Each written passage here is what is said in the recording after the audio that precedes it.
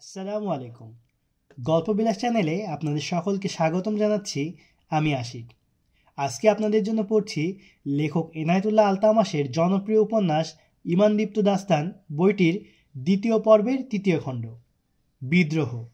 খ্রিস্টানদের পায়ের তলায় কাতরাচ্ছে ফিলিস্তিন, ক্রুশের মাথায় ঝুলছে জেরুজালেম, ফিনকি দিয়ে রক্ত ঝরছে এই নগরীর পবিত্র দেহ থেকে। খ্রিস্টান হায়নাদের লোমশ থাবায় পিষ্ট হচ্ছে এখানকার মুসলমানরা। সুলতান সালাউদ্দিন আইয়ুবের অপেক্ষায় দিন গুনছে তারা। জেরুজালেমে নির্যাতিত মুসলিমরা সংবাদ পেয়ে গেছে সুলতান সালাউদ্দিন আইয়ুবী ফিলিস্তিনের ভূখণ্ডে ঢুকে পড়েছেন এবং শোবক দুর্গ এখন মুসলমানদের দখলে। জেরুজালেমের মুসলমানদের জন্য এটি একটি বড় সুসংবাদ, কিন্তু অল্প সময়ের মধ্যেই এই সুসংবাদ পরিণত হয়ে যায় মৃত্যুর পরনায়। জেরুজালেম ও অন্যান্য নগরপল্লীর মুসলমানদের থেকে শোবকের পরাজয়ের প্রতিশোধ নিতে শুরু করে খ্রিস্টানরা। বেশি অত্যাচার চলছে কার্কের মুসলিমদের উপর। শোবকের পর কার্ক বিশাল এক দুর্গ, খ্রিস্টানদের অতি গর্বের ধন। শোবক নিয়েও ছিল তাদের এমনই গৌরব, কিন্তু সুলতান সালাউদ্দিন আইয়ুবীর সূক্ষ্ম কৌশল ও তার মুজাহিদদের বীরত্ব ধুলোয় মিশিয়ে দিয়েছে তাদের সে অহংকার। কার্ককে আরও দুর্ভেদ্য শক্ত করে তুলেছে খ্রিস্টানরা, নির্যাতন চালিয়ে অথর্ব করে তুলছে মুসলমানদেরকে। তাদের ধারণা জেরুজালেমের মুসলমানরা গুপ্তচর বৃত্তি করছে, খ্রিস্টানদের গোপন তথ্য পৌঁছে দিচ্ছে সুলতান সালাউদ্দিন আইয়ুবীর কাছে। তাই শোবকের ন্যায় এখানেও তারা সন্দেহবাদী মুসলমানদের ধরে ধরে নিক্ষেপ করছে বেগার ক্যাম্পে। ফিলিস্তিন জয় করা আমাদের এক মহান লক্ষ্য, কিন্তু কার থেকে মুসলমানদের বের করে আনা তদপেক্ষা মহত্তর লক্ষ্য হওয়া উচিত। গোয়েন্দা বিভাগের এক তুর্কি কর্মকর্তা সুলতান সালাউদ্দিন আইয়ুবীকে এই কথা বললেন। নাম তার তলাত চেঙ্গিস। চেঙ্গিস 6 জন গুপ্তচর নিয়ে শোবকে নির্যাতিত খ্রিস্টানদের বেশে কার্কে প্রবেশ করেছিল।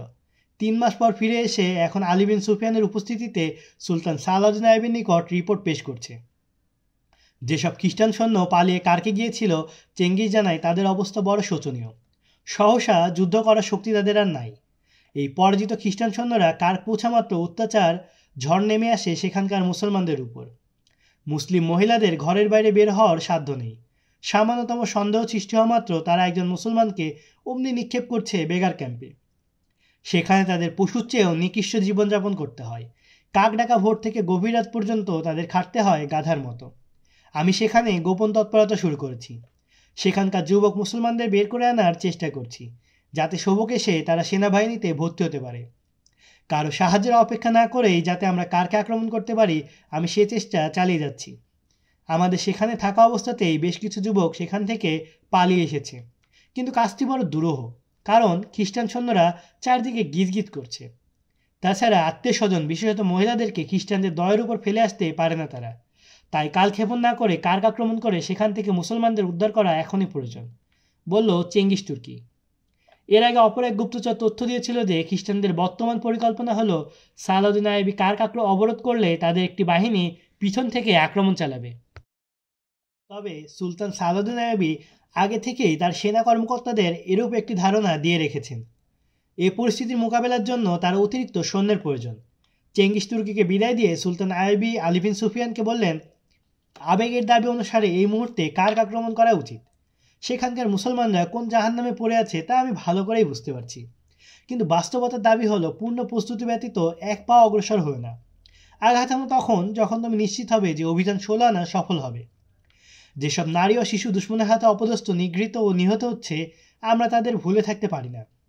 তাদের জীবন সংগ্রামের খাতিরে আমি ফিলিস্তিন উদ্ধার করতে চাই। এই যদি আমার লক্ষ্য না হয়, তাহলে যুদ্ধের উদ্দেশ্য লুটতরাজ ছাড়া আর কিছু থাকে না। যে জাতি দুশ্মনের হাতে নিগৃহীত শিশু ও নারীদের কথা ভুলে থাকে, তারা দস্যু ডাকাতদের দলভুক্ত হয়ে যায়। সে জাতি জনগণ দুশ্মন থেকে প্রতিশোধ নেওয়ার পরিবর্তে একে অপরকে প্রতারণার জালে আবদ্ধ করে। সে জাতি শাসক গোষ্ঠী জনগণের শোষণ করে বিলাসিতায় দিন কাটায়। অবশেষে দুর্বলতার সুযোগে দুশ্মন যখন মাথার উপর এসে পড়ে, ফাঁকা স্লোগান তুলে জনগণকে বোকা ঠাওরায় আর তলে তলে দুশ্মনের সঙ্গে গাঁটছাড়া বাঁধে। সুলতান সালাউদ্দিন আইয়ুবী এরূপ কয়েকটি জাতির নাম উচ্চারণ করে বললেন, ওরা ছিল সম্প্রসারণবাদী। ওদের স্বপ্ন ছিল কিভাবে সমগ্র পৃথিবীকে নিজেদের করতলে নিয়ে আসবে, কিভাবে সারা জগতের সমুদয় সম্পদের অধিকারী হবে। ওরা বিজাতীয় নারীদের সম্ভ্রমে হাত দিয়েছে আর বিজাতীয়দের দ্বারা ওদের বোন কন্যাদের সম্ভবহানি ঘটিয়েছে, কিন্তু পরবর্তীতে আল্লাহ ওদের নাম চিহ্ন মুছে দিয়েছেন। সুলতান আইয়ুবী আরও বললেন, আমরা আক্রমণের পরিকল্পনায় ব্যস্ত আর দুশ্মনও আক্রমণাত্মক। পার্থক্য হলো খ্রিস্টানরা দূর দেশ থেকে এসেছে আমাদের জাতি ধর্ম কৃষ্টি কালচারকে নিশ্চিহ্ন করতে, এসেছে আমাদের মুসলিম নারীদের গর্ভে খ্রিস্টান সন্তান জন্ম দিতে, আর আমরা তাদের প্রতিরোধ করছি মাত্র। কুফুরের এই শৈলাবকে যদি আমরা প্রতিরোধ করতে না পারি তাহলে প্রমাণিত হবে আমরা অথর্ব, আমরা মুসলিম নই। পক্ষান্তরে যদি এমনটা হয় যে আমরা দুশ্মনের অপেক্ষায় ঘরে বসে রইলাম, দুশ্মন আমাদের সীমানায় প্রবেশ করে আক্রমণ করলো আর আমরা নিজ ঘরে বসে প্রতিরোধ করলাম আর মনে মনে ভাবলাম আমরা শত্রু মোকাবিলা করেছি, তাহলে বুঝতে হবে আমরা কাপুরুষ। দুশ্মন প্রতিরোধের নিয়ম হলো, দুশ্মন যদি তোমাকে আঘাত করার জন্য তরবারি কোষমুক্ত করতে উদ্যত হয় তাহলে তোমার তরবারি ততক্ষণে তার মস্তক দ্বিখণ্ডিত করে ফেলেছে। দুশ্মন তোমার উপর হামলা করার প্রস্তুতি নিয়েছে আগামীকাল, তো তুমি আজই তাকে চরম শিক্ষা দিয়ে দাও। আমার মতে বর্তমান পরিস্থিতিতে সুলতান নুরুদ্দিন জঙ্গির সাহায্য নিয়ে কার্ক আক্রমণ করা উচিত, বললেন আলী বিন সুফিয়ান। এটাও হবে ক্ষতিকর। জঙ্গির কাছে এত পরিমাণ সৈন্য থাকা প্রয়োজন যে খ্রিস্টানরা যদি আমাদের উপর পিছন থেকে আক্রমণ করে বসে তাহলে জঙ্গিও তাদের পিছন থেকে হামলা করতে সক্ষম হবে। আমি সাহায্য চাওয়ার পক্ষপাতী নই, তার পরিবর্তে আমরা এও করতে পারি যে কার্কে কমান্ডো বাহিনী প্রেরণ করে খ্রিস্টানদের আরামের ঘুম হারাম করে দিই। আমার তো দৃঢ় বিশ্বাস যে আমাদের গুপ্তচররা খ্রিস্টান কমান্ডোদের শিখর ইঁদুরের ন্যায় কেটে ফেলতে পারবে, কিন্তু তার পরিণতি ভোগ করতে হবে সেখানকার নিরপরাধ নিরীহ মুসলমানদের। গেরিলারা তো তাদের অভিযান পরিচালনা করে এদিক ওদিক আত্মগোপন করে থাকবে, পরিণতিতে নির্যাতনের শিকার হবে আমাদের নিরস্ত বোনকন্যা সহ নিরীহ মুসলিম। তবে সেখানকার মুসলিম পরিবারগুলোকে বের করে আনার কোনো নিরাপদ পন্থা খুঁজে পাওয়া যায় কিনা ভেবে দেখো। কার্ক আক্রমণে এখনও বেশ সময় নিতে হবে। সেনা সংখ্যা দিন দিন বৃদ্ধি পাচ্ছে, কার্কের অনেক যুবকও বেরিয়ে এসেছে এবং অনেকে এখনও আসছে। আক্রমণ চালাতে হবে পূর্ণ প্রস্তুতি নিয়ে। আমি মনে করি এখানকার মুসলিম নাগরিকদের ব্যাপারে আমাদের পলিসিতে পরিবর্তন আনা দরকার, বলল খ্রিস্টানদের গোয়েন্দা প্রধান হরমুন। কার্ক দুর্গে খ্রিস্টানদের গুরুত্বপূর্ণ অধিবেশন চলছে। কয়েকজন খ্রিস্টান সম্রাট, সেনা কমান্ডার ও প্রশাসনিক কর্মকর্তা বৈঠকে উপস্থিত। পরাজয়ের গ্লানির ছাপ সকলের চোখে মুখে, প্রতিশোধের আগুনে জ্বলজ্বল করছে সকলের চোখ। সৌবকের পরাজয়ে বিজয় পরিণত করতে চায় তারা। শুধু গোয়েন্দা প্রধান হরমোন, যিনি কথা বলছেন বুদ্ধিমত্তার সাথে ঠান্ডা মাথায়। কার্কের মুসলিমদের উপর তার খ্রিস্টান ভাইয়েরা কীরূপ অমানসিক নির্যাতন চালাচ্ছে তার চোখের উপর ভাসছে সব। গম্ভীর কণ্ঠে হরমোন বললেন, সৌবকের মুসলমানদের সঙ্গেও আপনারা এরূপ আচরণ করেছিলেন, তার পরিণতি আমাদের জন্য কল্যাণকর হয়নি। আমাদের নির্যাতনে অতিষ্ঠ হয়ে তারা ক্যাম্প থেকে এমন এক ব্যক্তিকে পালাতে সাহায্য করেছিল যাকে আমরা ভয়ঙ্কর গুপ্তচর বলে আটক করেছিলাম। আমার দৃঢ় বিশ্বাস ওই লোকটি ওখানকার মুসলমানরা আশ্রয় দিয়েছিল। লোকটি দুর্গের অভ্যন্তরীণ পরিস্থিতি ও নিরাপত্তা ব্যবস্থা সম্পর্কে তথ্য নিয়ে গিয়েছিল। তাছাড়া সালাউদ্দিন আইয়ুবী আমাদের দুর্গে যে দেয়াল ভেঙে ভেতরে প্রবেশ করেছিল তাতে ভেতরে মুসলমানদেরও হাত ছিল। আমাদের অত্যাচারে তারা এত অতিষ্ঠ হয়ে গিয়েছিল যে তারা জীবন বাজি রেখে মুসলমান সৈন্যদের সহযোগিতা করেছিল। এ কারণেই তো আমরা কার্কের মুসলিমদের হাড়গোড় ভেঙে দিচ্ছি, শক্তি সাহস নিঃশেষ করে দিচ্ছি, বলল এক খ্রিস্টান সেনাপতি। তা না করে যদি আপনারা তাদেরকে বন্ধুতে পরিণত করে নেন তাহলে তারা আপনাদের সহযোগিতা করবে। আপনাদের অনুমতি পেলে আমি প্রেম ভালোবাসা দিয়ে ধর্ম পরিবর্তন না করেও তাদেরকে কুরুশের ভক্তে পরিণত করতে পারি, মুসলিমদের বিরুদ্ধে লড়াতে পারি, বললেন গোয়েন্দা প্রধান হরমোন। জানো না হরমোন, তুমি হয়তো হাতে গোনা কয়েকজন মুসলিমকে লোভ দেখিয়ে গাদ্দারে পরিণত করতে পারবে, কিন্তু প্রত্যেক মুসলমানকে ইসলামী ফৌজের বিরুদ্ধে দাঁড় করাতে পারবে না। গোটা জাতি কখনো বিশ্বাসঘাতক হয় না। শোনো হরমোন, ওদের উপর তোমার এত আস্থা রেখো না। আমরা মুসলমানদেরকে বন্ধু বানাতে চাই না, আমরা চাই মুসলমানদের বংশধারা নিঃশেষ করে দিতে। তুমি যখনই একজন অমুসলিমকে কোনো মুসলমানের সঙ্গে বন্ধুত্ব করতে দেখবে বুঝবে লোকটি ইসলামকে ভালোবাসে, অথচ আমাদের উদ্দেশ্য হলো ইসলামের মূলোৎপাটন। কার্ক, জেরুজালেম, আক্কা ও আদিসাই এবং যেখানে আমাদের কর্তৃত্ব চলছে সবখানে মুসলমানদের এত অস্থির করে তোলো যাতে তারা হয়তো মৃত্যুমুখে পতিত হয় নতুবা ক্রুশের সামনে মাথা নত করতে বাধ্য হয়, বললেন সম্রাট রেমন্ড।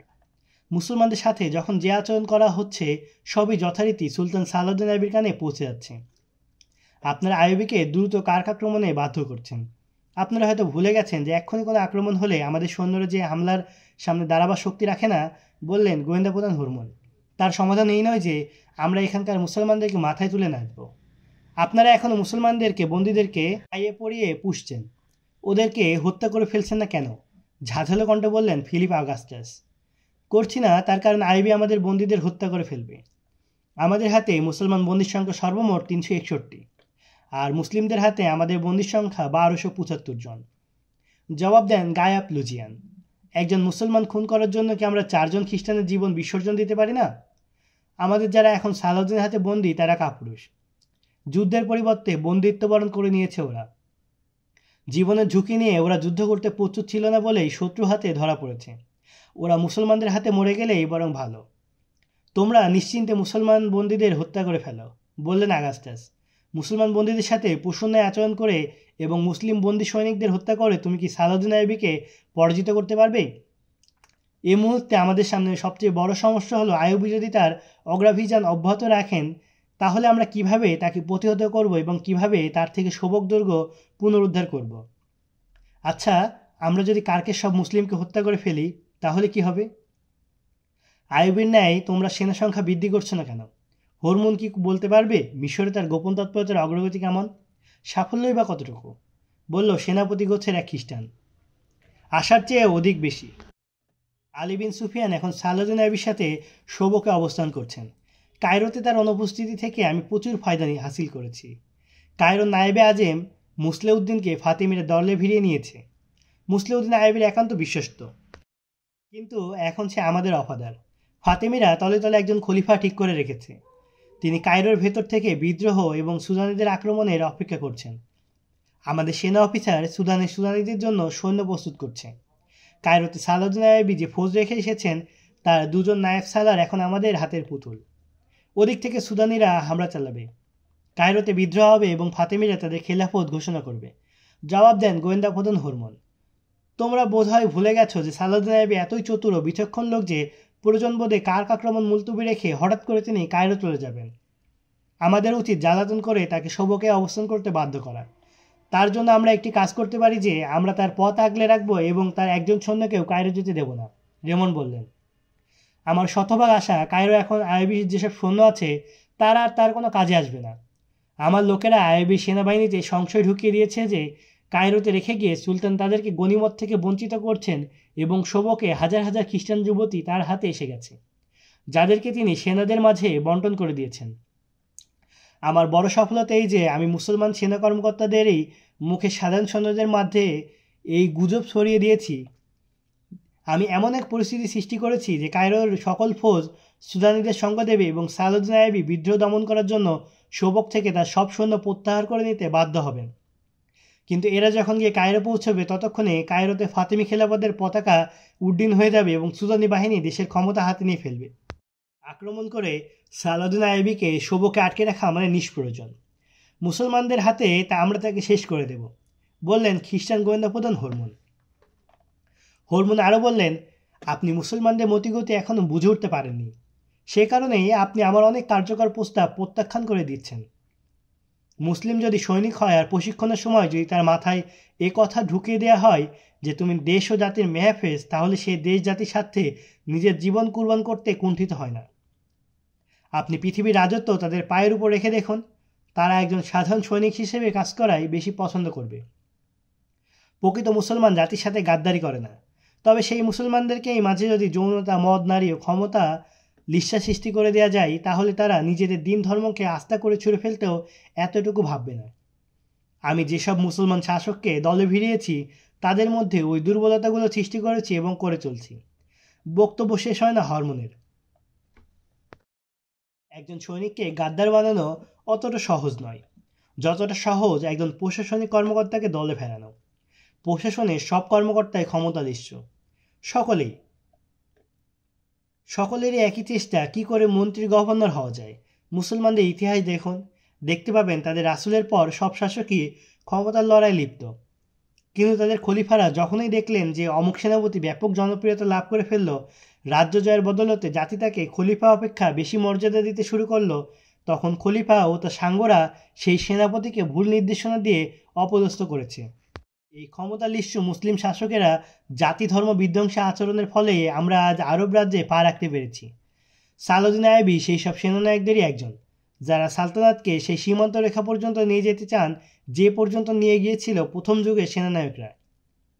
এই লোকটির বিশেষ একটি গুণ হলো ইনি প্রশাসন ও খেলাফতের তোয়াক্কা করেন না। যখনই ইনি মিশরের খেলাফতের খেলাফতকে নিজের চলার পথের প্রতিবন্ধকতা সৃষ্টি করতে দেখলেন, সাথে সাথে খলিফাকে ক্ষমতাচ্যুত করে দিলেন। নিজের সামরিক শক্তি ও বিচক্ষণতার কারণেই ইনি এমন সাহসী পদক্ষেপ হাতে নিতে পেরেছেন। হরমুন বলেও যাচ্ছেন, আর গভীর মনোযোগ সহকারে শুনছে খ্রিস্টান কমান্ডার। হরমুন বলছিলেন, সালাউদ্দিন আইয়ুবী তার জাতির এই দুর্বলতাটা বুঝে ফেলেছেন যে অসামরিক নেতৃত্ব ক্ষমতালোভী, আর এটি এমন একটি লোভ যা মানুষের মধ্যে সম্পদের মোহ ও মদ নারী নেশা জন্ম দেয়। আমি শুধু সেই সেনা অফিসারদেরকেই হাত করতে পেরেছি যাদের মধ্যে ক্ষমতার লোভ আছে। এ কারণে আমরা বেশি প্রভাব ফেলেছি প্রশাসনিক কর্মকর্তাদের উপর। সামরিক বাহিনীকে দুর্বল করার পন্থা হলো জনমনে তাদেরকে হেয় প্রতিপন্ন করতে হবে। এটি আমার দায়িত্ব, যা আমি আপনাকে অবহিত করতে চাই যে সালাউদ্দিন আইয়ুবীকে সহজে আপনি যুদ্ধের ময়দানে পরাজিত করতে পারবেন না। আইয়ুবী শুধু লড়াই করার জন্য লড়ে না, তার প্রত্যয় ভিত্তি এমন এক পরিকল্পনার উপর প্রতিষ্ঠিত যা তার সকল সৈনিকের কাছে স্পষ্ট। তার একটি মৌলিক গুণ হলো তিনি তার খলিফা কিংবা অসামরিক নেতৃত্বে থেকে নির্দেশনা নেন না। তিনি একজন কট্টর মুসলমান। তিনি বলেন, আমি নির্দেশ গ্রহণ করি আল্লাহ ও তার রাসূল থেকে। আমার যেসব গুপ্তচর বাগদাদে অবস্থান করছে তারা আমায় তথ্য দিয়েছে যে আইয়ুবী নুরুদ্দিন জঙ্গি যোগসাজশে এখান থেকে বৈপ্লবিক কর্মসূচি প্রেরণ করছেন, যার বাস্তবায়ন শুরু হয়ে গেছে। তার একটি হলো আমিরুল উলামা থেকে ফতোয়া নিয়ে প্রচার করা হয়েছে যে খেলাফত হবে মাত্র একটি, আর তা হবে বাগদাদের খেলাফত। এই খেলাফত অন্য দেশ সম্পর্কে কোনো নির্দেশ জারি করতে হলে আগে সামরিক কর্মকর্তাদের অনুমোদন নিতে হবে। যুদ্ধবিগ্রহের ব্যাপারে সামরিক কর্মকর্তাদের ছাড়া অন্য কারো হাত থাকবে না। দূর দূরান্তে অঞ্চলে লড়াইরত সেনাপতিদের কাছে খলিফার কোনো নির্দেশ পাঠাতে পারবেন না। তৃতীয়ত, খুতবায় খলিফার নাম উল্লেখ করা যাবে না। তাছাড়া খেলাফতের প্রভাব নিঃশেষ করার জন্য আইয়ুবী নির্দেশ জারি করেছেন যে খলিফার নায়েব বা অন্য কেউ পরিদর্শন, পর্যবেক্ষণ কিংবা অন্য কোনো উদ্দেশ্যে যখন বাইরে বের হবেন তখন জনগণ রাস্তায় দাঁড়িয়ে থাকতে পারবে না, স্লোগান দিতে পারবে না, এমনকি সালাম পর্যন্ত করতে পারবে না। সালাউদ্দিন আইয়ুবী সবচেয়ে গুরুত্বপূর্ণ যে কাজটি করেছেন তা হলো তিনি শিয়া সুন্নি বিভেদ মিটিয়ে দিয়েছেন। তিনি শিয়াদেরকে প্রশাসন ও সেনাবাহিনীতে সুন্নিদের সমান মর্যাদা প্রদান করেছেন এবং অত্যন্ত বুদ্ধিমত্তার সাথে শিয়া পণ্ডিতদের সম্মতি আদায় করে নিয়েছেন যে তারা ইসলামের পরিপন্থী আচার অনুষ্ঠান বর্জন করে চলবে। সালাউদ্দিন আইয়ুবীর এমন পদক্ষেপ আমাদের জন্য খুবই ক্ষতিকর। এখন আমাদের উচিত মুসলমানদের প্রশাসনকে সালাউদ্দিন আইয়ুবী ও তার সেনাবাহিনীর বিরুদ্ধে খেপিয়ে তোলা। অবশ্য এই মিশনের উপরে কাজ চলছে বটে। আমাদের শত্রুতা সালাউদ্দিন আইয়ুবীর সাথে নয়, আমাদের শত্রু ইসলাম। আমাদের যুদ্ধ ইসলামের বিরুদ্ধে। আমাদের চেষ্টা করা দরকার আইয়ুবী মৃত্যুর পর এই জাতি যেন আর কোনো আইয়ুবী জন্ম দিতে না পারে। এই জাতিটাকে ভুল ও ভিত্তিহীন বিশ্বাসের অস্ত্র দ্বারা শেষ করে দাও।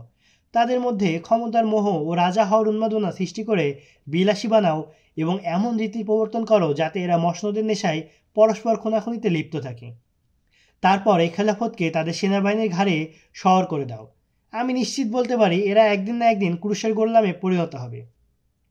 এদের সভ্যতা সংস্কৃতি, এদের দিন ধর্ম ক্রুশের রঙে রঙিন হবে।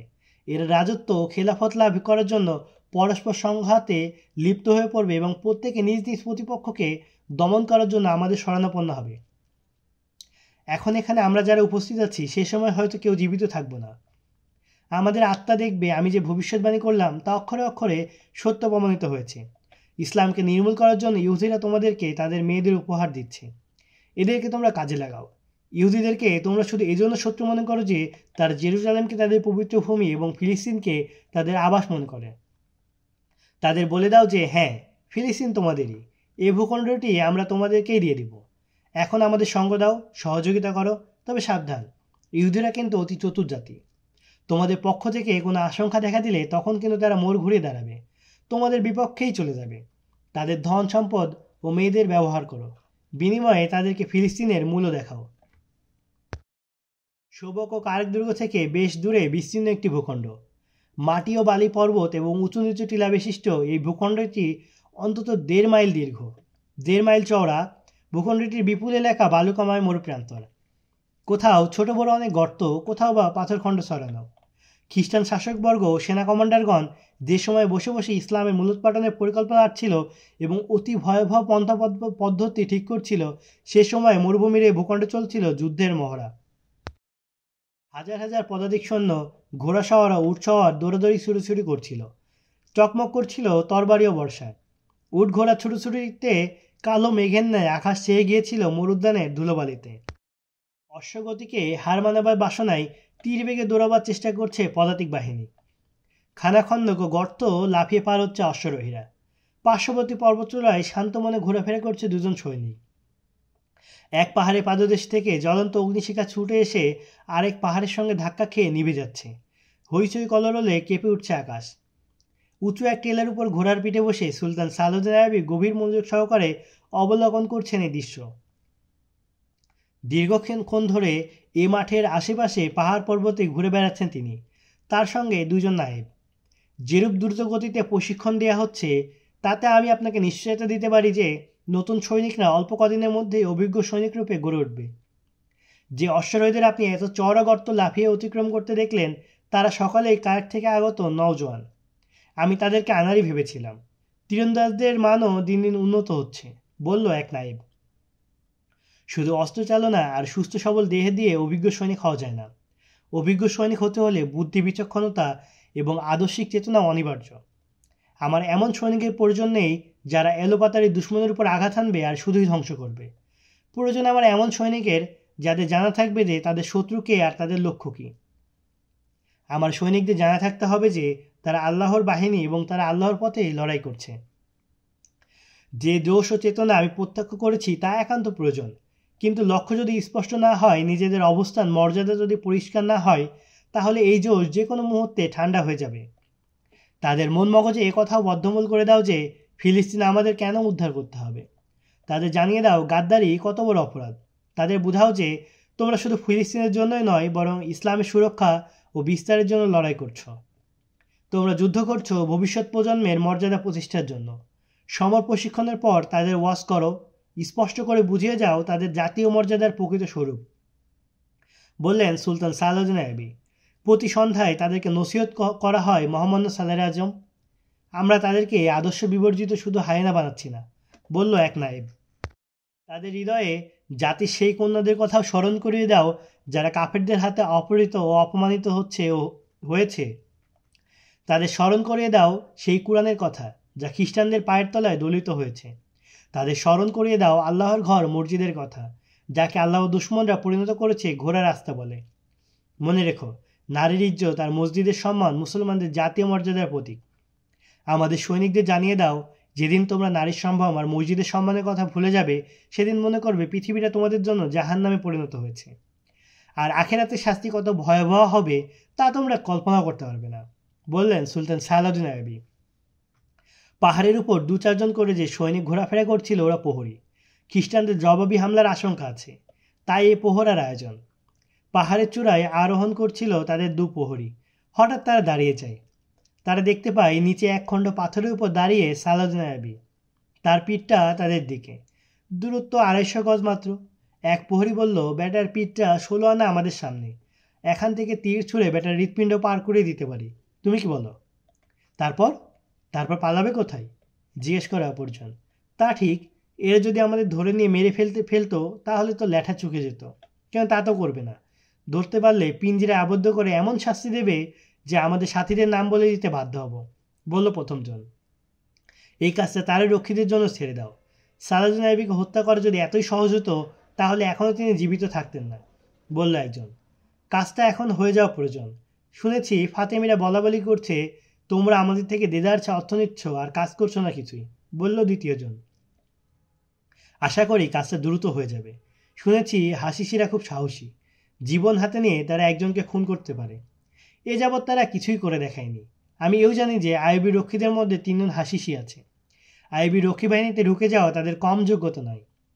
তারা কারা কেউ জানে না, কিন্তু তারা আইয়ুবীকে হত্যা করবে কবে? বেটারা ভয় পাচ্ছে মনে হয়। কথা বলতে বলতে সামনের দিকে হেঁটে যায় প্রহরীদ্বয়।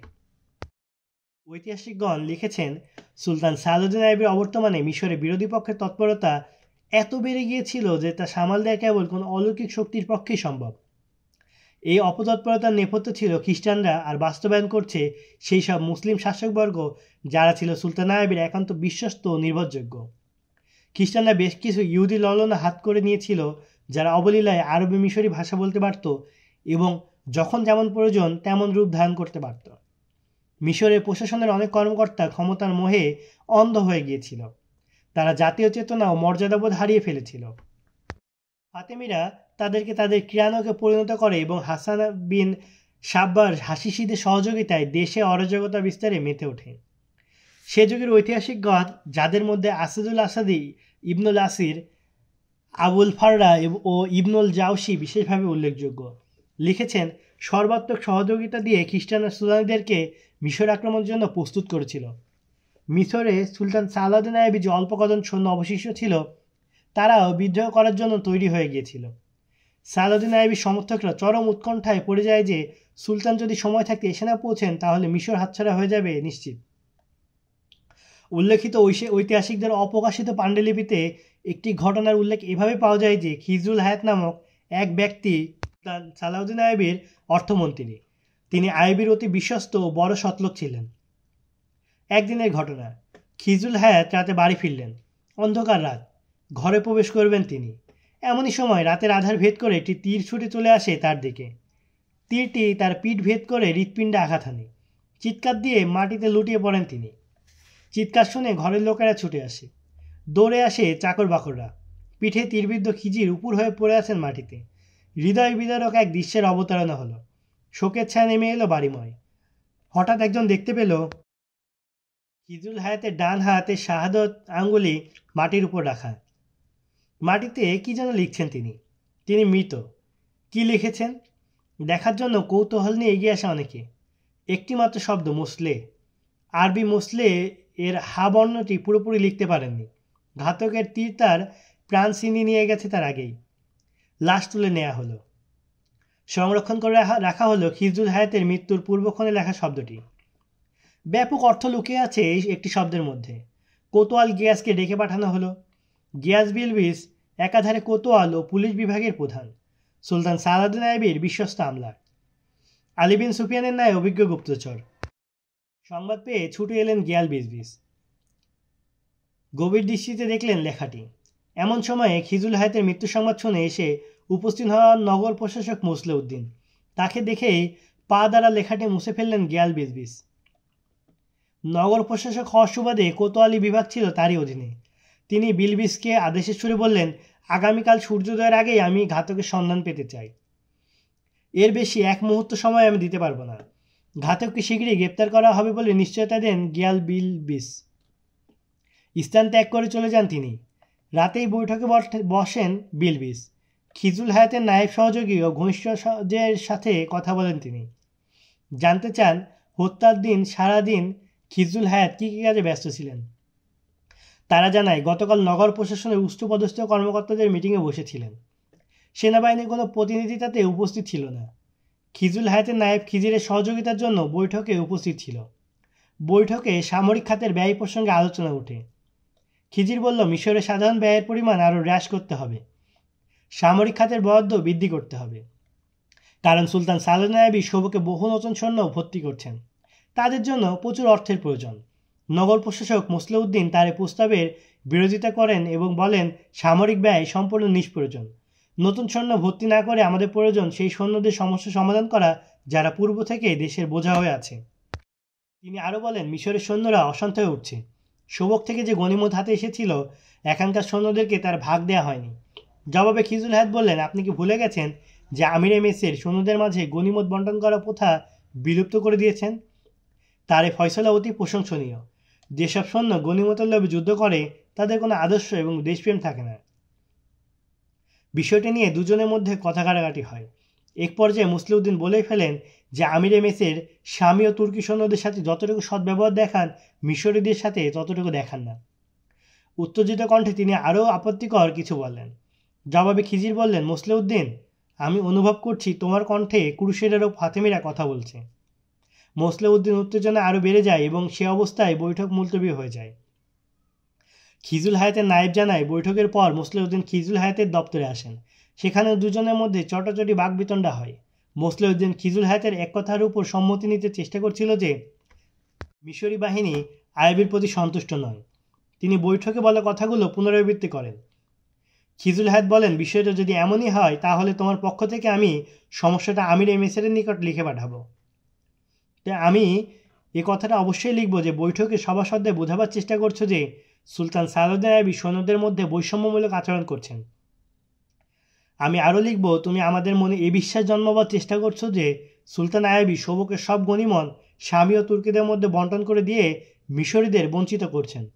পত্রে আমি সুলতান আইয়ুবীকে এই কথা অভিহিত করব যে তুমি তোমার অভিযোগের পক্ষে মত দেওয়ার জন্য আমার উপর চাপ সৃষ্টি করেছ এবং সৈন্যদের প্রচারিত গুজব সম্পর্কে বলেছ এসব গুজব নয়, বাস্তব সত্য। খিজুল হায়াতের নায়েব আরও জানায়, মোসলেউদ্দিন যখন খিজিরের কক্ষ থেকে বের হন তখন তাকে এ কথাও বলতে শোনা গিয়েছিল যে ঠিক আছে, যদি জীবনে বেঁচে থাকতে পারো তাহলে এসব লিখে সুলতানকে পত্র দিও। গিয়ালবিস তৎক্ষণাৎ মোসলেউদ্দিনকে আর কিছু জিজ্ঞেস করা সমীচীন মনে করলেন না। তার কারণ, প্রথমত পদমর্যাদায় তিনি তার বড়, দ্বিতীয়ত এর পক্ষে তিনি আরও তথ্য সংগ্রহ করতে চান। তিনি আশঙ্কা করেছিলেন সুস্পষ্ট প্রমাণ ছাড়া যদি মোসলেউদ্দিনের প্রতি হাত বাড়ান তবে উল্টো তিনি নিজেই বিপদে পড়তে পারেন। সুলতান আইয়ুব যদি কায়রো উপস্থিত থাকতেন তাহলে বিলবিস তার পৃষ্ঠপোষকতা লাভ করতে পারতেন। বিলবিস বুঝতে পেরেছিলেন যে হত্যাকাণ্ড ব্যক্তি আক্রোশের বহিঃপ্রকাশ নয়, এর পিছে রয়েছে জাতিবিধ্বংসী সুদূর প্রসারী ষড়যন্ত্র। যা হোক, রাতে তিনি আরও কয়েকজনের দরজায় করাঘাত করেন, কিন্তু আর কোনো তথ্য পেলেন না। পরবর্তী সাক্ষী প্রমাণে যা পাওয়া গিয়েছিল তার সারমর্ম হল, হত্যাকাণ্ডের পরের রাতে মোসলেউদ্দিন যখন ঘরে ফিরেন তখন তার প্রথমা স্ত্রী তাকে নিজ কক্ষে ডেকে নিয়ে যায়।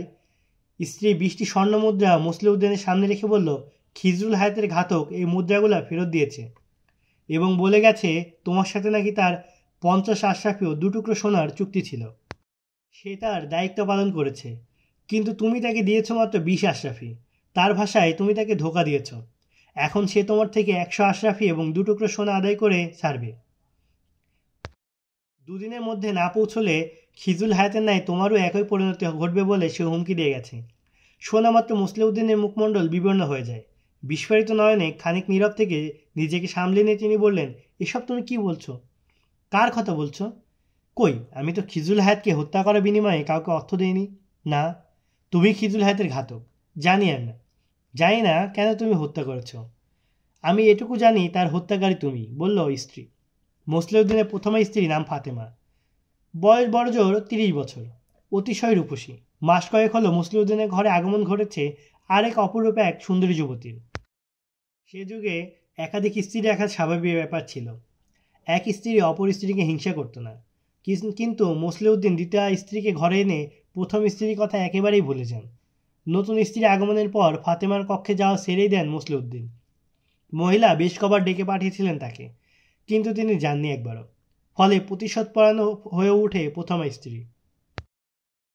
এই যে লোকটি আশরাফিগুলো ফেরত দিয়ে গেল, বোধ হয় মোসলেউদ্দিন থেকে বড় রকমের প্রতিশোধ নিতে চায়। তাই লোকটি মোসলেউদ্দিনের ক্ষুব্ধ স্ত্রীকে জানিয়ে দিল যে মোসলেউদ্দিনই খিজরুল হায়াতকে খুন করিয়েছে। এ ব্যাপারে তুমি কোনো কথা বলতে পারবে না। এটি আমার কোনো দুশ্মনের ষড়যন্ত্র হবে নিশ্চিত। আমার তোমার মাঝে শত্রুতা সৃষ্টি করতে যাচ্ছে কেউ, কঠোর ভাষায় বলল মোসলেউদ্দিন। তোমার হৃদয়ে আমার শত্রুতা ছাড়া আর আছেই বাকি? জানতে চাইল তার স্ত্রী। আমার মনে এখনও তোমার সেই প্রথম দিনের ভালোবাসা বিরাজ করছে। আচ্ছা, লোকটিকে কি তুমি চেনো? বলল মোসলেউদ্দিন। লোকটি মুখোশ পরা ছিল, কিন্তু তোমার মুখোশ তো উন্মোচিত হয়ে গেল। আমি তোমাকে চিনে ফেলেছি, তুমি খুনি, বলল তার স্ত্রী। মোসলেউদ্দিন জবাবে কি যেন বলতে চাইল, কিন্তু স্ত্রী তাকে থামিয়ে দিয়ে নিজে বলল, আমার মনে হয় তুমি রাজকোষের সম্পদ আত্মসাৎ করছো।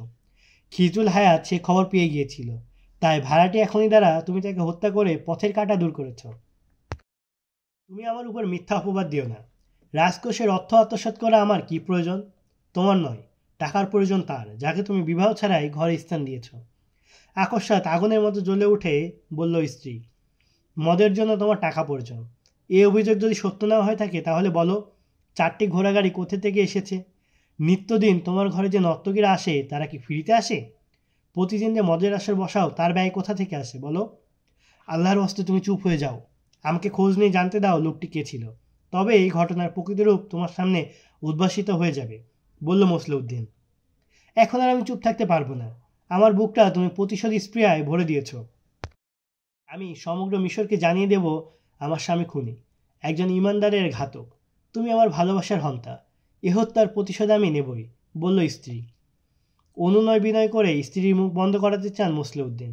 অবশেষে 2 দিন কোনো কথা বলবে না বলে স্ত্রী প্রতিশ্রুতি দেয় তাকে। এ সময় মোসলেউদ্দিন উক্ত লোকটিকে খুঁজে বের করে প্রমাণ করবেন যে তিনি ঘাতক নন। মোসলেউদ্দিন তার স্ত্রীকে আরও জানায়, গিয়াস বিলবিস কয়েকজন সন্দেহভাজন ব্যক্তিকে গ্রেপ্তার করেছে এবং শীঘ্রই আসল ঘাতকের সন্ধান বেরিয়ে আসবে। রাত কেটে যায়, চলে যায় পরের দিনও। মসলিউদ্দিন ঘর থেকে উধাও। তার দ্বিতীয় স্ত্রী বা গণিকারও পাত্তা নেই। সন্ধ্যায় মসলিউদ্দিন ঘরে ফিরেন এবং সোজা ঢুকে পড়েন প্রথম স্ত্রীর কক্ষে। কিন্তু এক পর্যায়ে ভালোবাসার প্রতারণার জালে আটকে যায় মহিলা। মসলিউদ্দিন তাকে জানায় যে লোকটি তাকে বিষে আশরাফি দিয়ে গিয়েছিল তাকে খুঁজছে সে। খানিক পর ঘুমিয়ে পড়ে তার স্ত্রী। সে রাতের জন্য মসলিউদ্দিন তার চাকর বাকরদের ছুটি দিয়ে দিলেন। ঘরময় স্তব্ধতা বিরাজ করছে, যেমনটি অতীতে কখনো দেখা যায়নি। মসলিউদ্দিনের ঘরের দেয়ালে পিঠ ঠেকিয়ে দাঁড়িয়ে যায় এক ব্যক্তি। তার কাঁধের উপর চড়ে বসে একজন। দুজনকে সিঁড়ি বানিয়ে দেয়াল টপকে ভেতরে লাফিয়ে পড়ে তৃতীয় আরেকজন। ভেতর থেকে প্রধান ফটক খুলে দেয় সে।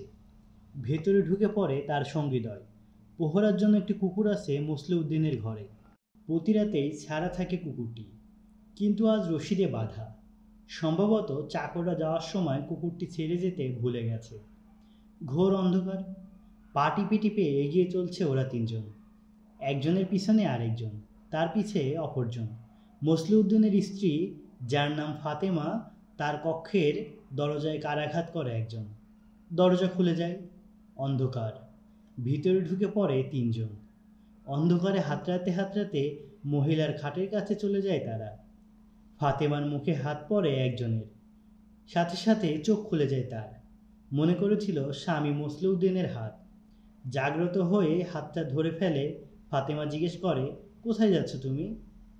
জবাবে একজন একটি কাপড় গুজে দিল তার মুখের মধ্যে। সাথে সাথে এই লোকগুলো ঝাপটে ধরে ফাতেমাকে। আর একটি কাপড় কষে চোখ মুখ বেঁধে ফেলে আরেকজন। একটি বস্তা বের করে মুখ মেলে ধরে একজন। অপর দুজন হাত পা বেঁধে বস্তার ভিতর ভরে ফেলে ফাতেমাকে। রশি দিয়ে বেঁধে ফেলে বস্তার মুখ। দুজন বস্তাটি কাঁধে তুলে বেরিয়ে যায় ঘর থেকে। ঘটনার সময়ে ঘরে কোনো চাকর ছিল না। দাসীরাও সব ছিল ছুটিতে। সামান্য দূরে গাছের সাথে বাঁধা ছিল তিনটি ঘোড়া। লোক তিনজন চড়ে বসে ঘোড়ার পিঠে। বস্তাটি নিজের সম্মুখে রেখে নেয় একজন। কায়রো থেকে বেরিয়ে ইস্কান্দারিয়া অভিমুখে রওনা হয় ঘোড়া তিনটি। ফিরে আসেন মসলিউদ্দিনও। সকালবেলা চাকর চাকরানিরা ফিরে আসে। ফাতেমাকে তালাশ করে মসলিউদ্দিন। দুজন চাকরানি খোঁজাখুঁজি করে এসে জানায় তিনি ঘরে নেই। কোথায় গেল ফাতেমা? শুরু হয় তল্লাশি। কিন্তু বাড়িময় তন্ন তন্ন করে খুঁজেও পাওয়া গেল না মসলিউদ্দিনের প্রথমা স্ত্রী ফাতেমাকে। এক চাকরানি নির্জনে নিয়ে যায় মসলিউদ্দিনকে। দীর্ঘক্ষণ কথা বলেন তার সাথে। তারপর তাকে সাথে নিয়ে চলে যান গিয়াস বিলবিসের কাছে। মসলিউদ্দিন গিয়াস বিলবিসকে জানায়, গত রাতে আমার স্ত্রী নিখোঁজ হয়ে গেছে। মনে হচ্ছে ফাতেমাই খিজরুল হায়াতকে হত্যা করিয়েছে এবং খিজির মৃত্যুর সময় হাতের আঙুল দ্বারা যে মোসলে শব্দটি লিখেছিলেন সেটি মূলত তিনি মসলিউদ্দিনের স্ত্রী লিখতে চেয়েছিলেন, কিন্তু মৃত্যু তাকে বাকিটুকু লিখতে দেয়নি। তার প্রমাণস্বরূপ মসলিউদ্দিনের সাথে নিয়ে যাওয়া চাকরানিকে পেশ করেন তিনি। চাকরানি বলে, গত পরশু সন্ধ্যায় মুখোশ পরিহিত অপরিচিত এক ব্যক্তি ঘরে এসেছিল তার। আমার মনিব মসলিউদ্দিন তখন ঘরে ছিলেন না। আগন্তুক দরজায় করাঘাত করলে আমি দরজা খুলে দিই। আগন্তুক বলেন, আমি ফাতেমার সাথে দেখা করতে চাই। আমি বললাম, ঘরে কোনো পুরুষ নেই, এই মুহূর্তে আপনি তার সাথে দেখা করতে পারবেন না। লোকটি বলল, তাকে বলুন আমি আশরাফিগুলো ফেরত দিতে এসেছি। চুক্তি অনুযায়ী সবগুলো স্বর্ণমুদ্রা না দিলে আমি নেব না। আমি ফাতেমাকে গিয়ে বললে তিনি লোকটিকে ভেতরে ডেকে নিয়ে যান। চাকরানি আরও বলে, ম্যাডাম আমাকে বারান্দায় দাঁড়িয়ে থাকতে বলেন এবং বলে দেন যেন হঠাৎ কেউ এসে পড়লে আমাকে সংবাদ দিও। বারান্দায় দাঁড়িয়ে আমি ভেতরে যে ফিসফিস শব্দ শুনতে পেয়েছি তাতে লোকটির ক্ষোভ এবং ফাতেমার অনুনয় বিনয় প্রকাশ পাচ্ছিল। তাদের কথোপকথন থেকে আমি যা বুঝতে পেরেছি তা হলো, আমি তোমাকে বলেছিলাম তুমি আলী বিন সুফিয়ানের নায়েব হাসান ইবনে আবদুল্লাহকে হত্যা করবে। বিনিময়ে আমি তোমাকে 50টি আশরাফি আর 2 টুকরো সোনা প্রদান করব। কিন্তু তুমি তার টার্গেট মিস করেছ। হাসান ইবনে আবদুল্লাহর পরিবর্তে তুমি খিজরুল হায়াতকে হত্যা করে এসেছ। তাই যা দিলাম নিয়ে যাও। জবাবে আগন্তুক বলল, আপনি আমাকে পরিষ্কার বলেছিলেন হাসান ইবনে আবদুল্লাহ অমুক সময় খিজরুল হায়াতের ঘরে যাবেন। আমি আপনারই নির্দেশ মোতাবেক ওত পেতে বসে থাকি। ঠিক সময়ে এক ব্যক্তিকে খিজুল হায়াতের ঘরের দিকে যেতে দেখলাম। গঠন প্রকৃতি ঠিক হাসান ইবনে আবদুল্লাহর মতো। আমি তীর ছুঁড়ে সেখান থেকে পালিয়ে যাই। খুন করার সময় তো আর অত ভাবনা চিন্তা করা যায় না। লোকটি ফাতেমার নিকট থেকে 50 আশরাফি দাবি করছিল, আর ফাতেমা অনুনয় বিনয় করছিলেন। অবশেষে তিনি চটেও গিয়ে বললেন, আসল লোককে খুন করে আসতে পারলে এই 20 আশরাফি ছাড়া আরও 50 আশরাফি দেব, আর 2 টুকরো সোনাও পাবে। যাও, কাজ করে আসো। লোকটি বলল, আমার কাজ আমি করেছি, পূর্ণ পারিশ্রমিক আদায় না করে আজ আমি যাচ্ছি না। কিন্তু ফাতেমা রাজি হলেন না। লোকটি ক্ষুব্ধ কণ্ঠে একথা বলে চলে যায় যে, দেবেন না? আমার পাওনা আমি উসুল করে ছাড়ব। ফাতেমা আমাকে বলে দেন যে এই লোকটি আগমনের সংবাদ কেউ যেন গুণাক্ষরেও জানতে না পারে। আমাকে তিনি 2টি আশরাফি পুরস্কারও দেন। আজ সকালে তার কক্ষে গিয়ে দেখি তিনি নেই। আমার মনে হয় লোকটি প্রতিশোধ স্বরূপ তাকে অপহরণ করে নিয়ে গেছে। সব শুনে গিয়াস মসলিউদ্দিনকে বাইরে বের করে দিয়ে কঠোর ভাষায় চাকরানিকে জিজ্ঞেস করেন, বলো, এই গল্প তোমাকে কে পড়িয়েছে, ফাতেমা না মসলিউদ্দিন? কেউ না, এ তো আমার চোখের দেখা ঘটনা, চাকরানি জবাব দিল। সত্য বলো, ফাতেমা কোথায়, কার সাথে গেছে সে? চাকরানি ভয় পেয়ে যায়। সন্তোষজনক কোনো জবাব দিতে পারল না সে। বিলবিদ বললেন, বন্দিশালার অন্ধকার প্রকোষ্ঠে যেতে চাও? আজ তুমি ফিরে যেতে পারবে না। চাকরানি বেচারি গরিব অসহায় এক মহিলা। তার জানা ছিল বন্দিশালার অন্ধকার প্রকোষ্ঠে গেলে সত্য মিথ্যা আলগা হয়ে যায়, তার আগে পৃথক হয়ে যায় দেহর জোড়া। মহিলা কেঁদে ফেলল, বলে, এখন আমার উপায় কি? সত্যি বললে মনিবের শাস্তি ভোগ করতে হবে, আর মিথ্যা বললে সাজা ভোগ করতে হবে আমার। হাই, এখন আমি কি করি? বিলবিদ চাকরানিকে সাহস দেন এবং নিরাপত্তার নিশ্চয়তা প্রদান করেন। চাকরানি বলল, হত্যার ঘটনার দ্বিতীয় দিন মুখোশ পরিহিত এক ব্যক্তি আমার মনিবের ঘরে এসেছিল। মনিব মসলিউদ্দিন তখন ঘরে ছিলেন না। আগন্তুক ফাতেমাকে ডেকে পাঠায়। লোকটি সদর দরজার বাইরে আর ফাতেমা ভেতরে। দুজনের মধ্যে কথা হয়, কিন্তু কি কথা হয়েছে আমরা তা শুনতে পাইনি। আগন্তুক চলে গেলে ফাতেমা কক্ষে ফিরে আসেন। হাতে তার ছোট একটি থলে ছিল। ফাতেমা কক্ষে ফেরেন অবনত মস্তকে। পরদিন সন্ধ্যায় মনিব সব চাকর চাকরানি ও সহিসকে পুরো রাতের জন্য ছুটি দিয়ে দিল। আচ্ছা, এর আগে কি কখনো সব চাকর চাকরানি এভাবে একত্রে ছুটি দেওয়া হয়েছিল? জিজ্ঞেস করলো বিলবিস। না, কখনোই নয়। ইতিপূর্বে একজনের অধিক দুজনকে একত্রে কখনো ছুটি দেওয়া হয়নি। খানিক ভেবে চাকরানি বলল, মজার ব্যাপার হলো, সবাইকে ছুটি দিয়ে মনিব বললেন কুকুরটা আজ রাতে বাধাই থাকবে, অথচ এর আগে কুকুর প্রতি রাতে ছাড়া থাকতো। বড় তেজস্বী কুকুর, অপরিচিত কাউকে দেখলেই হামলে পড়ে সাথে। ফাতেমার সাথে মসলিউদ্দিনের সম্পর্ক কিরূপ ছিল বলতো? প্রশ্ন করলেন বিলবিস। বড়ই তিক্ত। অল্প কদিন আগে সাহেব অপরূপ সুন্দরী এক যুবতীকে ঘরে এনেছেন। এই মেয়েটি সাহেবকে গোলামে পরিণত করে ফেলেছে। ফাতেমার সাথে সাহেবের কথাবার্তা বন্ধ ছিল অনেকদিন। চাকরানি বলল। গিয়াস বিলবিদ চাকরানিকে আলোক বসিয়ে রেখে মসলিউদ্দিনকে ভেতরে ডেকে পাঠান। নিজে বাইরে বের হয়ে যান এবং মুহূর্ত পর দুজন সিপাহী নিয়ে ফিরে আসেন। সিপাহীরা মসলিউদ্দিনের দুবাহুতে ধরে টেনে হিঁচড়ে বাইরে নিয়ে যেতে শুরু করে তাকে। মসলিউদ্দিন নিজেকে নির্দোষ প্রমাণিত করার চেষ্টা করে প্রচুর, কিন্তু বিলবিস একে কয়েদখানায় বন্দি করে রাখ নির্দেশ দিয়ে বেরিয়ে যান। তার দ্বিতীয় নির্দেশ ছিল মসলিউদ্দিনের ঘর ঘেরাও করে রাখো, যাতে কেউ বেরিয়ে যেতে না পারে। কায়রোর উত্তরে বহুদূরে সবুজ শ্যামল মনোরম একটি স্থান, চারিদিকে উঁচু উঁচু টিলা। ফাতেমা সূর্যোদয়ের আগেই পৌঁছে গেছে সেখানে। অপহরণকারীদের ঘোড়া থেমে গেছে। ফাতেমাকে বের করা হয়েছে বস্তা থেকে। মুখের কাপড় সরিয়ে দেওয়া হলো, খুলে দেওয়া হলো হাত পায়ের বাঁধন। 3 মুখোশধারীর কবলে অচেতন পড়ে আছে মহিলা। অল্প সময়ের মধ্যে চৈতন্য ফিরে আসে ফাতেমার। চিৎকার জুড়ে জুড়ে দেয় সে। মুখোশধারীরা তাকে খাবার খেতে দেয়। কাপা হাতে একটু একটু করে খাদ্য মুখে দেয় ফাতেমা। পানি পান করে। আস্তে আস্তে চাঙ্গা হয়ে উঠতে শুরু করে তার শরীর। দেহের শক্তি ফিরে আসে। হঠাৎ ফাতেমা উঠে দাঁড়ায় এবং ভোঁ দৌড় দেয় সামনের দিকে। মুখোশধারীরা কিছুই বলছে না, তারা বসে বসে তামাশা দেখছে। খানিক দূরে গিয়ে একটি টিলার আড়ালে চলে যায় ফাতেমা। এবার ঘোড়ায় চড়ে বসে এক মুখোশধারী। ঘোড়া হাঁকায় এবং ছুটে গিয়ে ফাতেমাকে ধরে ফেলে। দৌড়ে দৌড়ে ক্লান্ত হয়ে পড়েছে ফাতেমা। অবসন্ন দেহে মাটিতে লুটিয়ে পড়ে সে। মুখোশধারী আরোহী তাকে ঘোড়ায় তুলে নেয় এবং নিজে তার পেছনে বসে ঘোড়া হাঁকিয়ে সাথীদের নিকট ফিরে যায়। পালাবে? পালিয়ে যাবে কদ্দূর? এখান থেকে পালিয়ে কায়রো পৌঁছা একজন বলিষ্ঠ সুপুরুষের পক্ষেও তো সম্ভব না। শান্ত কণ্ঠে বলে অপহরণকারীদের একজন। ফাতেমা কাঁদছে, চিৎকার করছে, বকাবকি করছে। অপরজন বলল, আমরা যদি তোমাকে কায়রো ফিরিয়ে নিয়েও যাই তবু তোমার রেহাই নেই। তোমার স্বামী তোমাকে আমাদের হাতে তুলে দিয়েছে। মিথ্যা কথা, চিৎকার করে বলল ফাতেমা। না, সত্যি বলছি, বিশ্বাস করো। আমরা তোমাকে পারিশ্রমিক হিসেবে এনেছি। তুমি আমাকে চিনতে পারোনি? ওই যে একজন লোক তোমার হাতে বিষ আশরাফের একটি থলে দিয়ে এসেছিল, আমি সেই লোক। তুমি তোমার স্বামীকে বলে ফেলেছ যে সেই হিজরুল হায়াতের খুনি। বোকামিবশত তুমি এও বলেছ যে তুমি কোতোয়ালকে ঘটনাটা বলে দেবে। লোকটি তোমার প্রতি পূর্ব থেকে অতিষ্ঠ ছিল। তার মন মেজাজ প্রেম ভালোবাসা সব কবজা করে রেখেছে তার এক রক্ষিতা।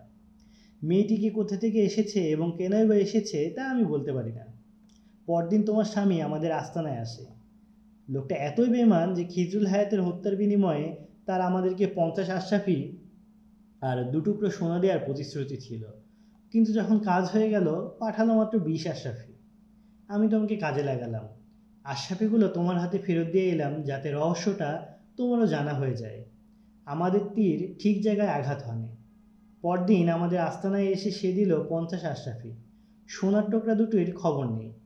আমার এই সাথীরা বলল, ওয়াদা ছিল, এখন আমরা তার চেয়েও বেশি আদায় করে ছাড়ব। না দিলে যে করেই হোক কোতোয়ালের কাছে সব ফাঁস করে দেব। যাই হোক, এবার তোমার স্বামীর মনে আশঙ্কা জাগলো যে সেই যে খিজরুল হায়াতের ঘাতক, তুমিও তা জেনে ফেলেছ। উভয় সমস্যা সমাধানের লক্ষ্যে তিনি তোমাকে আমাদের হাতে তুলে দেওয়ার সিদ্ধান্ত নিলেন। ভাবলেন, আমরা যদি তোমাকে অপহরণ করে নিয়ে যাই তাহলে আমাদের দাবি দেওয়ার দায় থেকেও তিনি বেঁচে গেলেন, আর তুমি যে তার পথের কাঁটা তাও সরে গেল। তারই পরিণতিতে তুমি এখন এখানে। কাঁদতে কাঁদতে ফাতেমার চোখের অশ্রু শুকিয়ে গিয়েছিল অনেক আগেই। এবার এই কাহিনী শুনে বিস্ময়ে অভিভূত হয়ে পড়ে মহিলা। বিস্ফারিত নয়নে এক এক করে তাকাতে থাকে মুখোশধারী অপহরণকারীদের প্রতি। অপহরণকারীরা তাকে বোঝাতে চেষ্টা করে যে তোমার অস্থিরতা, কান্না বা পালানোর চেষ্টা সবই বেকার। আমি তোমাকে আগেই রেখেছিলাম। মুসলিউদ্দিন যখন বলল, ঠিক আছে, শ্রমের বিনিময়ে তোমরা ফাতেমাকে তুলে নিয়ে যাও, আমি তখন তোমার মূল্য পরিমাপ করলাম। ভাবলাম তুমি রূপসী যুবতী, আমি তোমাকে চড়া দামে বিক্রি করব। তার প্রস্তাব মেনে নিলাম। তিনি আমাদের জানালেন রাতে তার ঘরে কোনো চাকর থাকবে না। যে কুকুরটা আছে ওটাও থাকবে বাঁধা, তবে ঘরের সদর দরজার ভেতর থেকে বন্ধ থাকবে। আমরা তিনজন পরস্পরের কাঁধে দাঁড়িয়ে দেয়াল টপকে ঘরে প্রবেশ করি। খঞ্জর হাতে অতি সাবধানে আমি তোমার কক্ষের দিকে এগিয়ে যাই। তোমার স্বামীর প্রতি আমাদের বিশ্বাস ছিল না। আশঙ্কা ছিল ফাঁদে ফেলে তিনি আমাদের খুন করাতে পারেন, কিন্তু আমরা পথ সম্পূর্ণ পরিষ্কার পেয়েছি। নিরাপদে আমরা তোমাকে তুলে নিয়ে এলাম, বলল অপহরণকারীদের একজন। তুমি নিশ্চিন্তে থাকো, আমরা তোমার সম্ভ্রমে হাত দেব না। আমরা ব্যবসায়ী, ভাড়ায় খুন আর অপহরণ করে দেয়া আমাদের পেশা। তোমার গায়ে হাত দেওয়ার ইচ্ছা আমাদের নেই। তিনজন পুরুষ একজন নারীকে অপহরণ করে এনে বেকায়দায় ফেলে উপভোগ করা কোনো গৌরবের বিষয় না, বলল আরেকজন। তোমরা আমাকে ইস্কান্দ্রিয়া বাজারে নিয়ে বিক্রি করে ফেলবে? এখন বুঝি আমাকে ইজ্জত বিক্রি করে বেড়াতে হবে? কাঁদো কাঁদো করুণ গলায় বলল ফাতেমা। না, দেহ ব্যবসা করানোর জন্য জঙ্গলি ও যাযাবর মেয়েদের ক্রয় করা হয়। তুমি তো হেরেমের সম্পদ।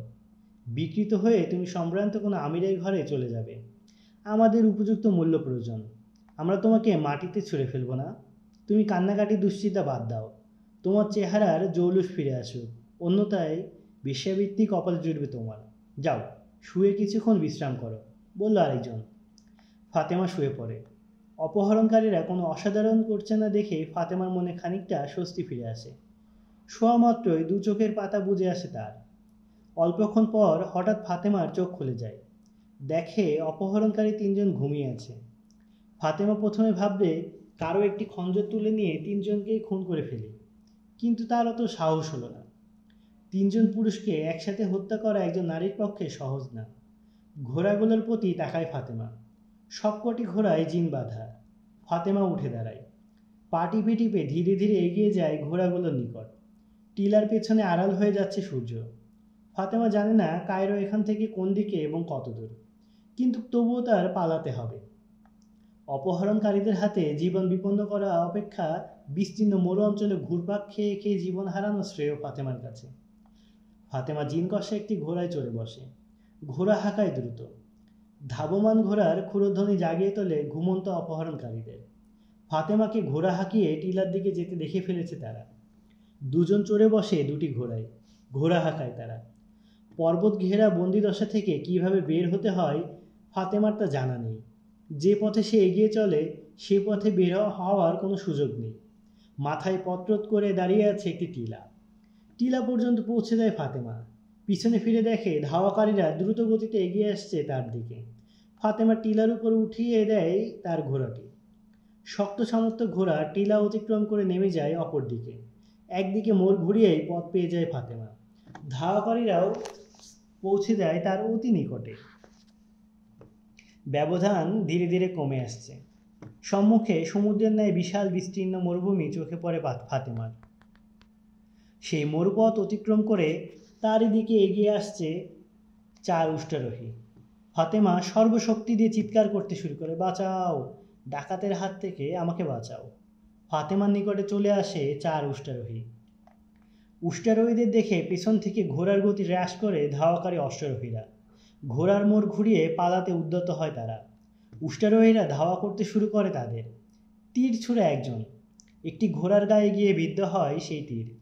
ব্যথায় কুকিয়ে ওঠে ঘোড়া। ছোড়াছুড়ি করতে থাকে এলোপাতারি। নিয়ন্ত্রণ হারিয়ে ফেলে ঘোড়ার আরোহী। লাফিয়ে পড়ে যায় মাটিতে। পালাবার চেষ্টা করে অপরজন।